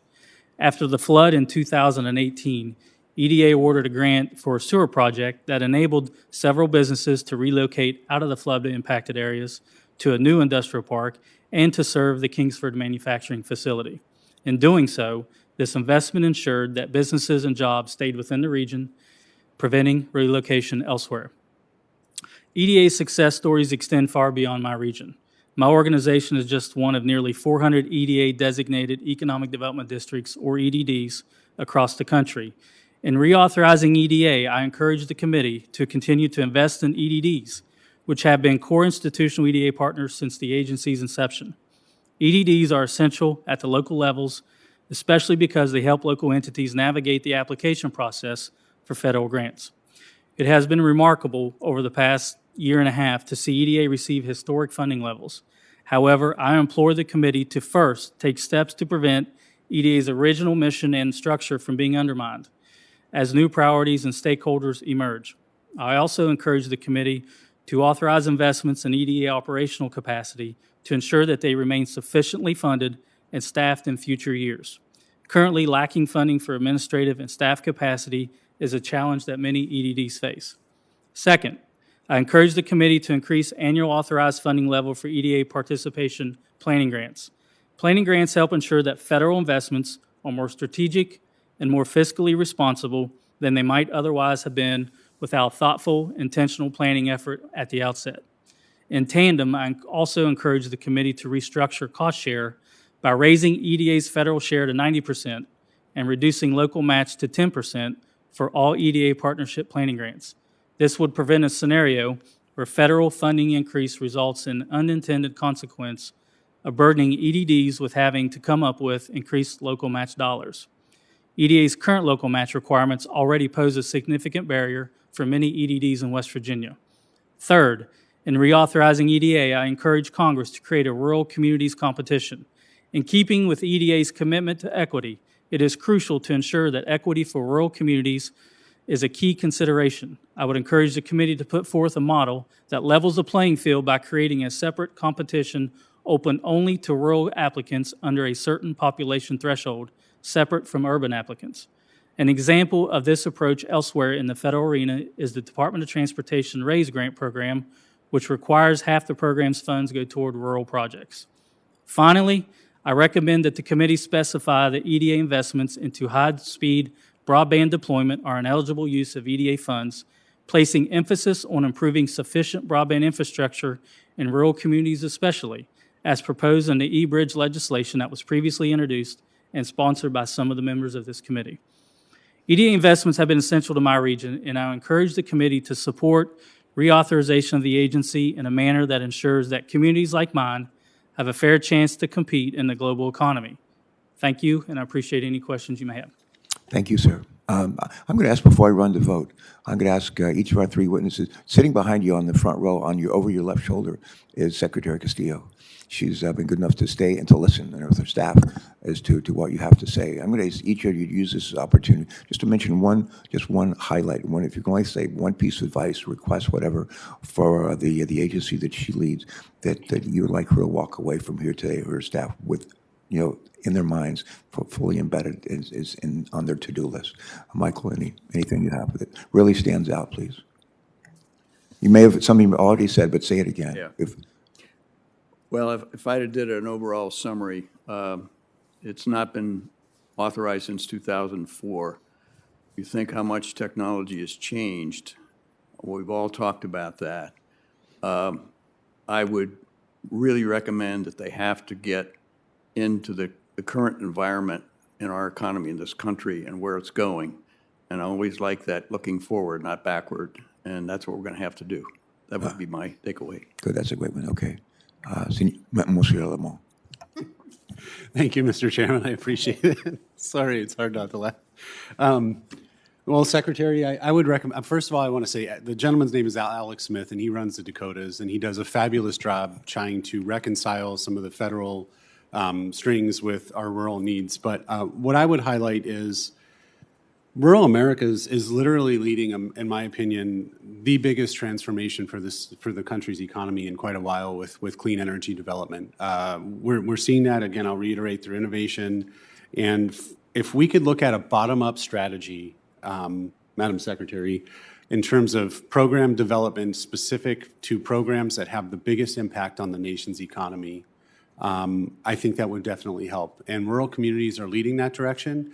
And so reconciling that difference would be very helpful as far as programs, their impact, both short and long term, as well as the return on investment to the United States. Good, thank you.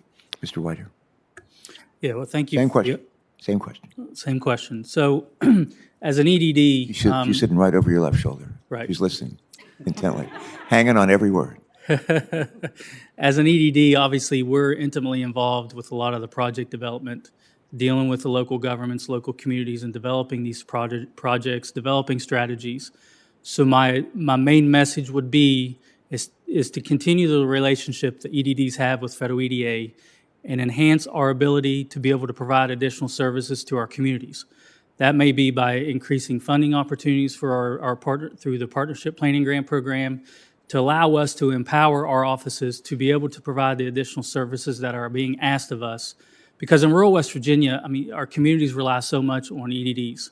And without those resources, without the ability to develop those projects from idea to conception to final, implementation, none of this would even happen. Thank you, sir.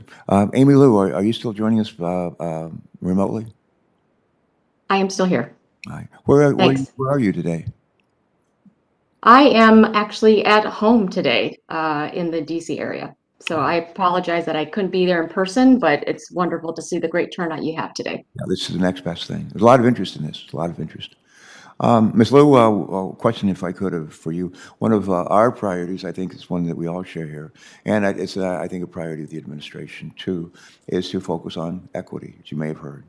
You discussed in your testimony that recent population growth has been driven mainly by people of color in this country. What can be done to ensure that we achieve inclusive economic growth in these communities that are experiencing these population expansions? Go ahead. Great. Thank you for that question. And what I would say is there has been enormous interest by economic developer leaders around the country to be very intentional about how their investments and economic development initiatives really do benefit more people, particularly by race and ethnicity and even gender. And so here's what I would say.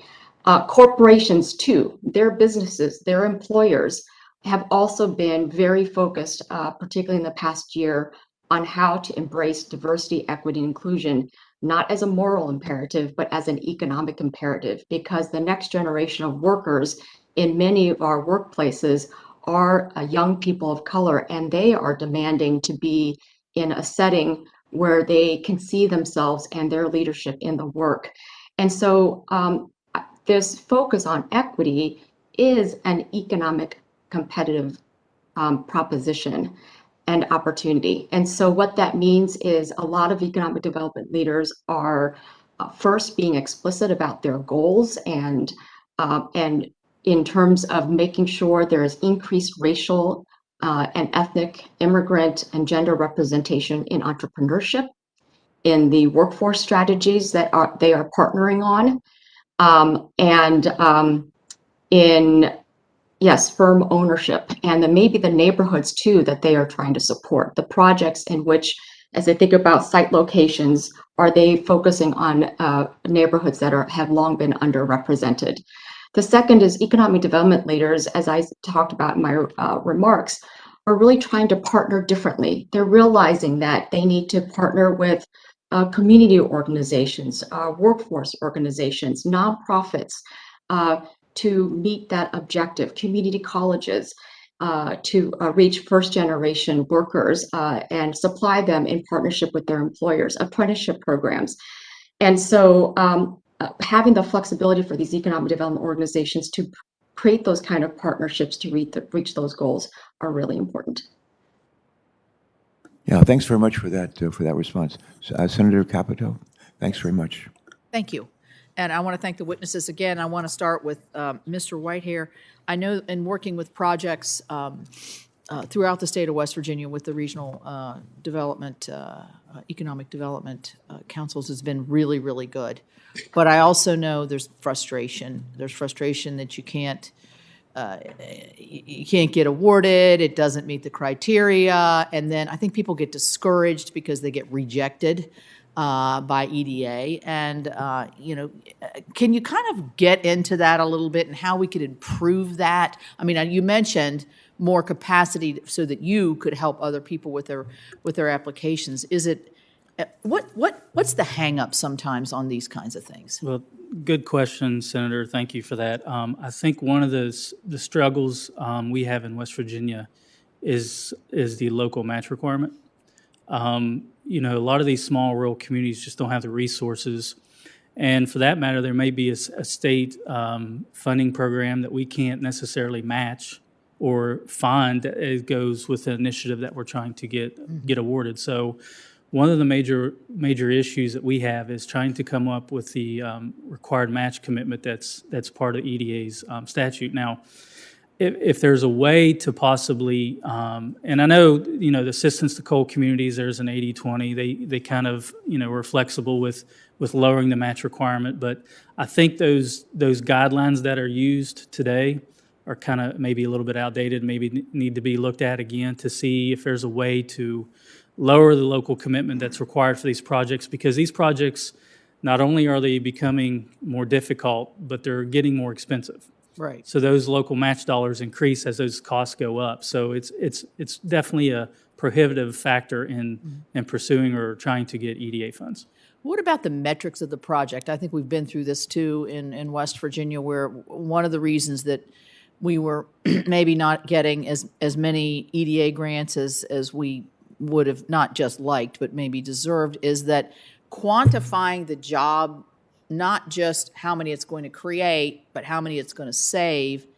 And, when you're in a rural area, your numbers just quite naturally are not going to be as high and as impactful, even though, as you explained with the situation in Elkins with that distribution center that I was happy to go to the ribbon cutting for, and the one in Barber County as well. Has EDA shown some flexibility there? Do we need to give them more flexibility in the statute? Do you have any opinion on that? Yes. And is that a real problem? Yeah, that is a good question, and a problem that we kind of experience in my region. We, sometimes these projects that we're trying to get funded, sometimes not necessarily don't require or trying to, recruit this 200, 300, 400 job business to come to the area. It's mostly, more often than not, we're trying to retain what we have. Right. So, we have to get a little creative sometimes in getting some documentation to justify the need, and that requires getting all these retention numbers to kind of, I guess, show that the investment is there for EDA to consider. Mm-hmm. Sometimes there only may be a dozen or two jobs that are going to be created, but it's more of an impact for our communities to retain what we have. So we kind of try to be creative in selling our project in that way.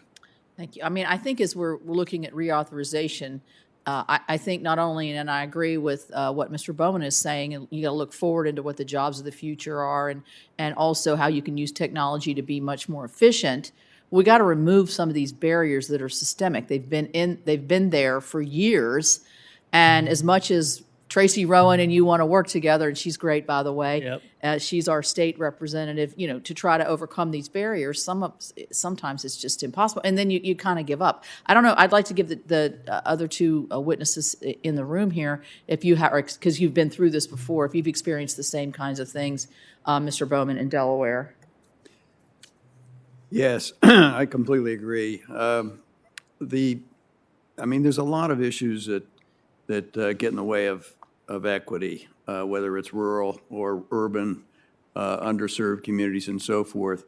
And to your point about jobs saved or jobs created, for example, another job I have is state director of the Small Business Development Center, and the SBA has metrics there, and the SBA metrics do include both. That is, new jobs created and jobs saved. That may be transformational in technology, what has to happen there to do that. And it's not just the same old thing. It's not about that kind of money. It's about trying to retain an industry that has merit, but has to change or it won't stay anymore. Mm-hmm. I mean, we went through that with automotive industries. We lost 2 complete automotive assembly plants. That was a core to Delaware. That was 15,000 jobs, and they flat went down. What do you do with that? Mm-hmm. Well, one, we turned into a massive research park now with multi-tenants, and some are industrial, some are clean energy, some are academic units. The second one, believe it or not, Amazon came along and made the biggest warehouse distribution center you can imagine. 4 million square feet, several layers high. Now, where did that come from? Well, you work it and you work it and you work it. And so a lot of those people came back to work with the help of community college education, retraining, certification. Software is a big problem in Delaware because we're a financial services state. Mm-hmm. Well, there's a program called Zip Code, which is almost all minority. 8th grade's fine. We'll teach you how to do software. J.P. Morgan Chase says, you graduating with a certificate, we'll hire every one of them. And that's what's happened. Mm-hmm. So there are programs like that. They're kind of organic. Some are experimental. Obviously, some don't make it. But you have to try things. Mm-hmm. And I think looking laterally, not just vertically, is kind of the way to do that. If you don't mind, I'm going to ask Mr. Layman if you have a comment on that. Thank you, Senator Capito. Mm-hmm. Two comments briefly. First, North Dakota is very unique in that it has the highest labor participation rate in the country, but it also has the highest productivity per labor unit. And so we don't have much flexibility in terms of finding new workforce. So we kind of have the opposite issue as many places in terms of we need the workforce because we have too many open jobs. Like, for example, an Amazon facility recently opened, and it has by far the lowest labor participation for any Amazon facility in the United States that is opened.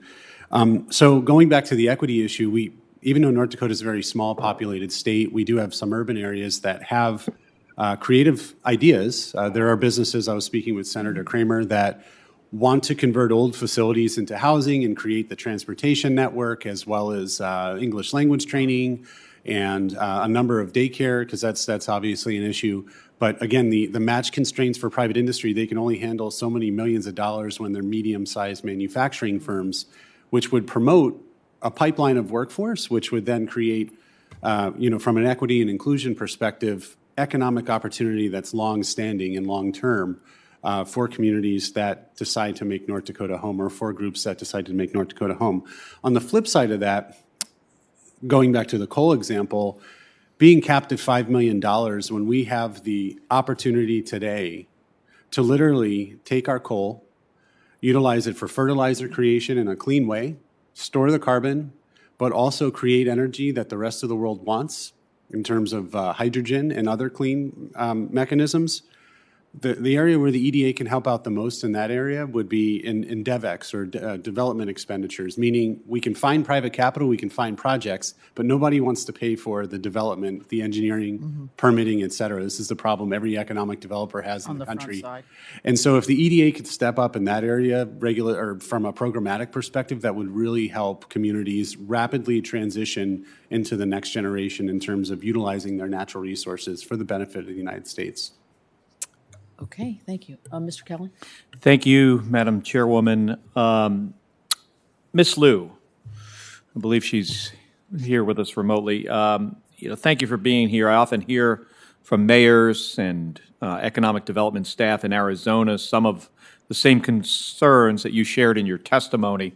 One challenge you mentioned that struck a particular chord is that local communities must wade through an alphabet soup of federal, state, nonprofit, and private funding opportunities, which often proves to be rather overwhelming.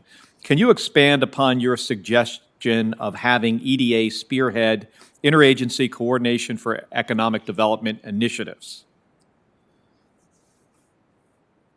Sure. Thank you for that comment. And I also want to say that I've really enjoyed working with some leaders in the Phoenix and Mesa area that have really been trying to pilot a lot of those really complex collaborations to diversify the region away from just simply real estate and consumption towards some much more high innovation, higher wage jobs for local residents. And so I do feel that the local leaders are doing their best to make the transitions you were saying earlier in your remarks today, that I think urban and rural communities are trying to make. This is not easy to be done overnight. And I do think that that is one of the reasons why I suggested that EDA ought to be empowered to be the formal lead convener of federal interagency coordination to match what are the complex interdisciplinary strategies that local leaders are trying to undertake to support big economic industrial specializations or diversification. And I think one of our witnesses today talked about the importance of federal interagency coordination, that EDA has the orientation of being place-based, but the work with SBA, the work with Department of Labor, the work with HUD, the work with DOT to make sure infrastructure investments and broadband are in support of multidisciplinary strategies. Those things all need to come together in place.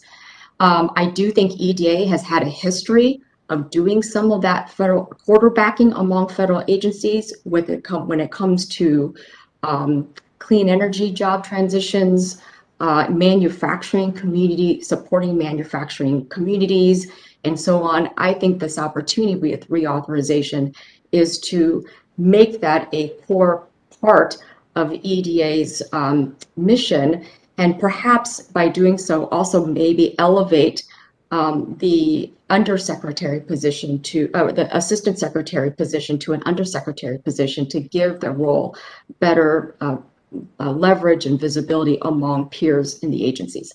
All right, well, we'll look into that. It sounds like we would have to do that in the authorization legislation. So, Ms. Liu, you also discussed, federal support for regional economic development, and I'm proud to be an original co-sponsor of the bipartisan Endless Frontiers Act, which creates a regional technology hub program at EDA to provide dedicated resources to help regional partners work together to achieve shared economic development goals, often focusing on a specific industry. And I'm pleased to see that EDA has already adopted this model when allocating their American Rescue Plan grants through the Build Back Better Regional Challenge. While it's still early, what do you see as some of the lessons learned from that regional challenge? And what has worked well as we consider EDA reauthorization legislation in this committee? Are there areas for improvement? Thank you, Senator. And I'm going to reinforce, I think, comments I've heard from my peers on the panel here. I do think whether it is the hubs investments in Endless Frontiers and the Innovation Competitiveness Act, or the $1 billion Build Back Better grants, those programs do represent what I think is the next generation of investments at EDA that ought to be codified in some way. And I know that Senator Carper asked earlier, what's the one big request or ask you have? And this is it, Senator Kelly, is to replicate that. And this is what I mean. Carrots matter.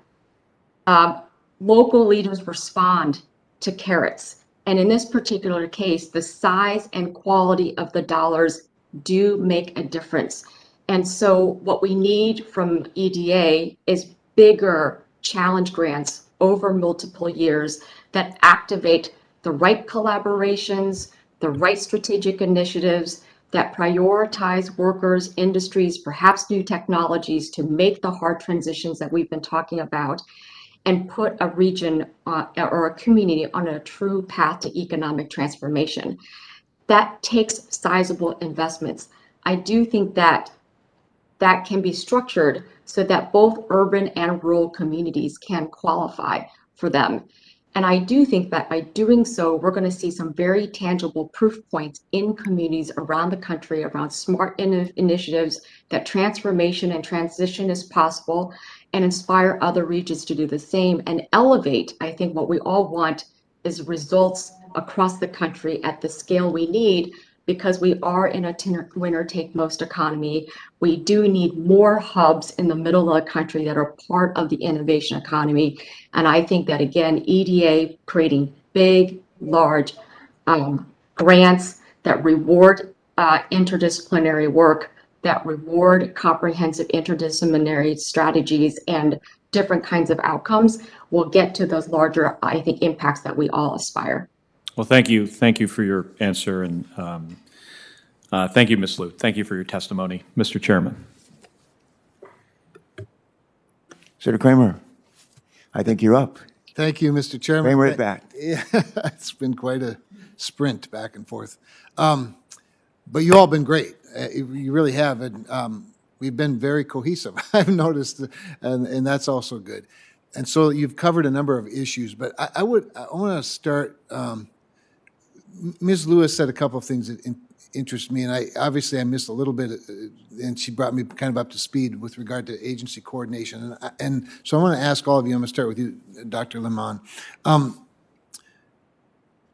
As I'm sitting here listening, and people may not remember that I was the Economic Development Director in North Dakota before there was a Department of Commerce, and helped the then governor candidate John Hoeven create a Department of Commerce and the legislature, for the very reason that there, even in a state as small as North Dakota, there's a lot of agencies that do similar things, and there's not always a great coordination effort, right? So thus the Department of Commerce makes some sense. Let's bring it all together, have, one brand, one marketing scheme, try to coordinate all of the financial tools.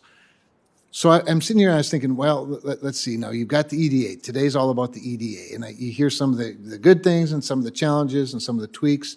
A lot about flexibility, bottom up. I agree with all of that, right?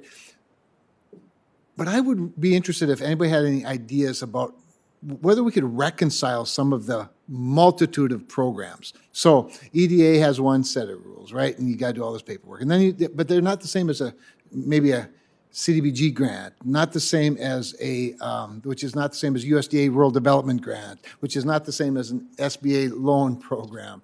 And not that they can all be identical, but does anybody have any thoughts about how we can maybe reconcile some of that even across, before we even get to the interagency coordination that Ms. Liu talked about? Could we reconcile some of the programs so it wasn't so burdensome in the first place? Dr. Lamont. Thank you, Senator Kramer.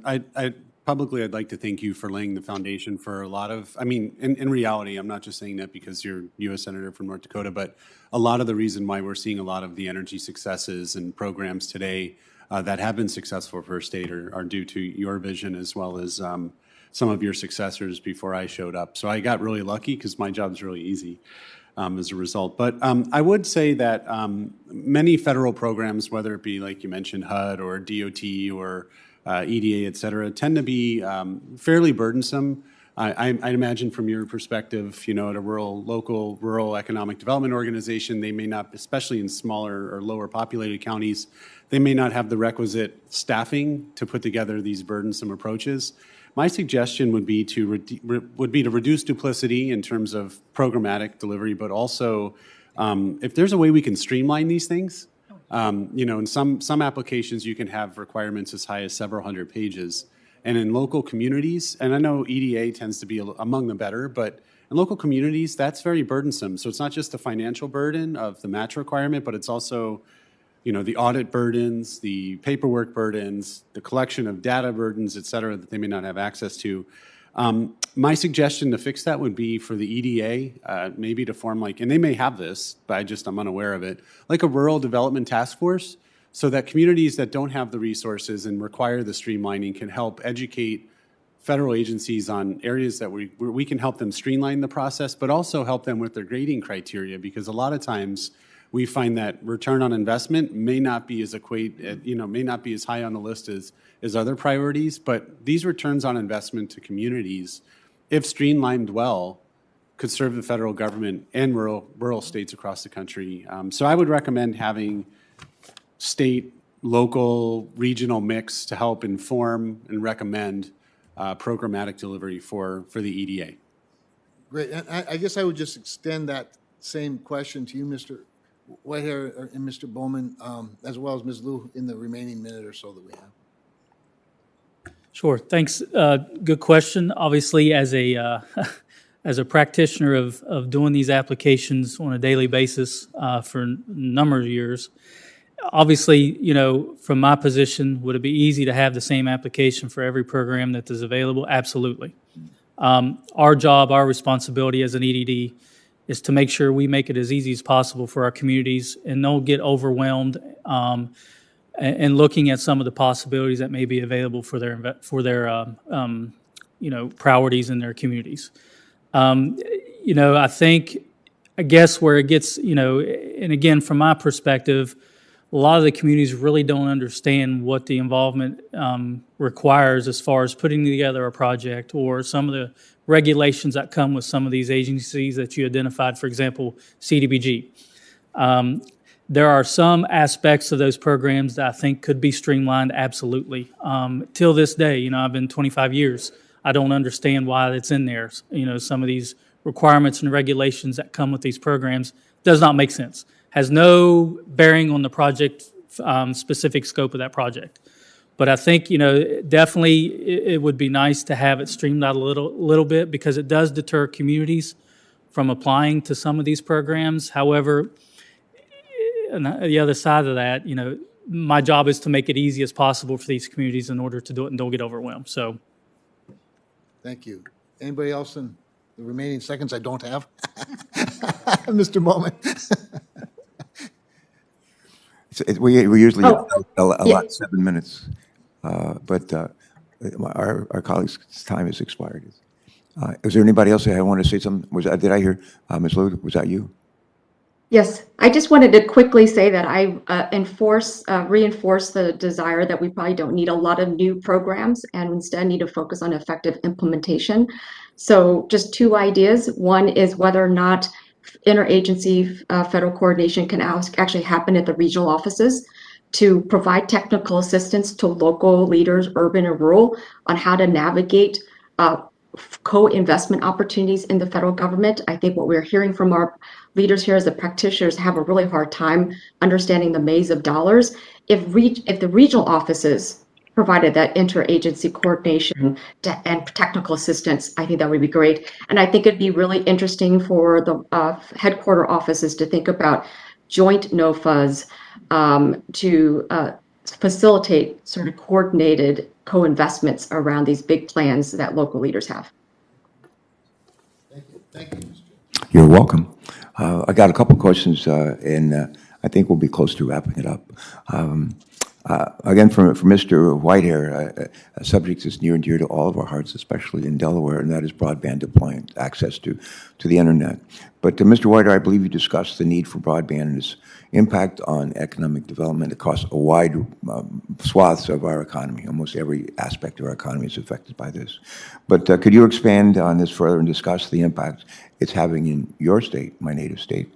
Would you quantify the impact that not having access to reliable broadband is affecting communities in West Virginia?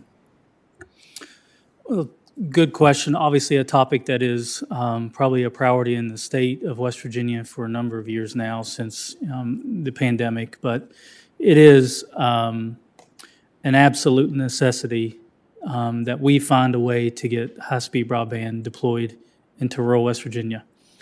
Even in our most populated areas, the service is not reliable enough to do the daily activities that are required in today's world, I should say in today's virtual world, whether it's schoolwork, education-wise, whether it's running your small business, things of that nature. So it is imperative that we figure out a way to get service not only to our rural areas, underserved and unserved, but get more reliable service to the areas that, quote-unquote, have say 25/3 speeds in their communities.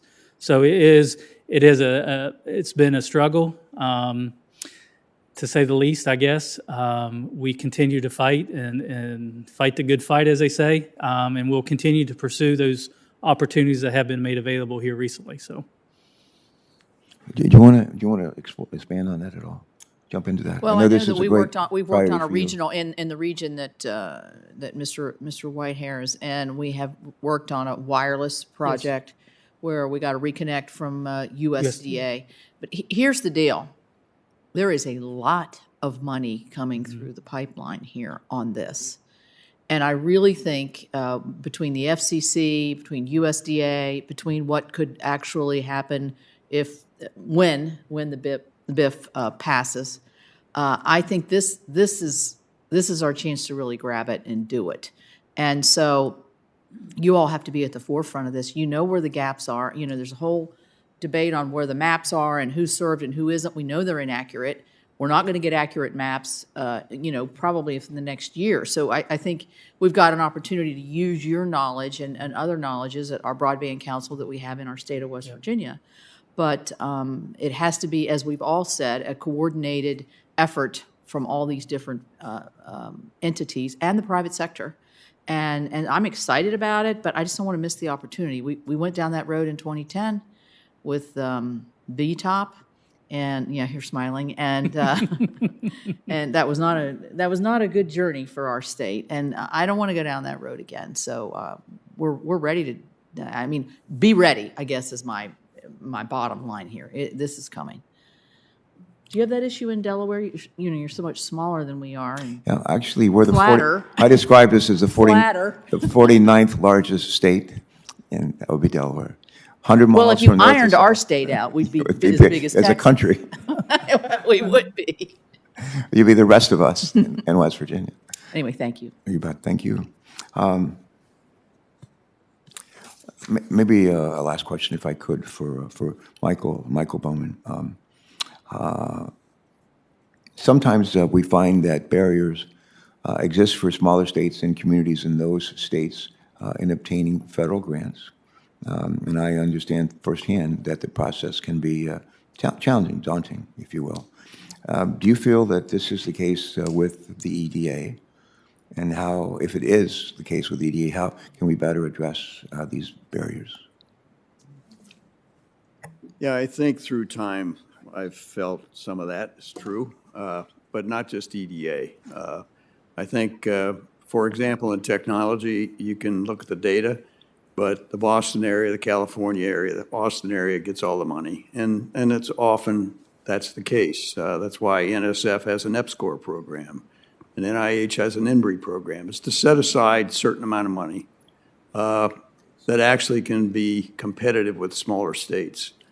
I really am hopeful, and I base that on what's happening with the challenge grants, Build Back Better, that that this is going to get corrected when they talk about 50 to 60 planning grants. I kind of think that's going to be well dispersed.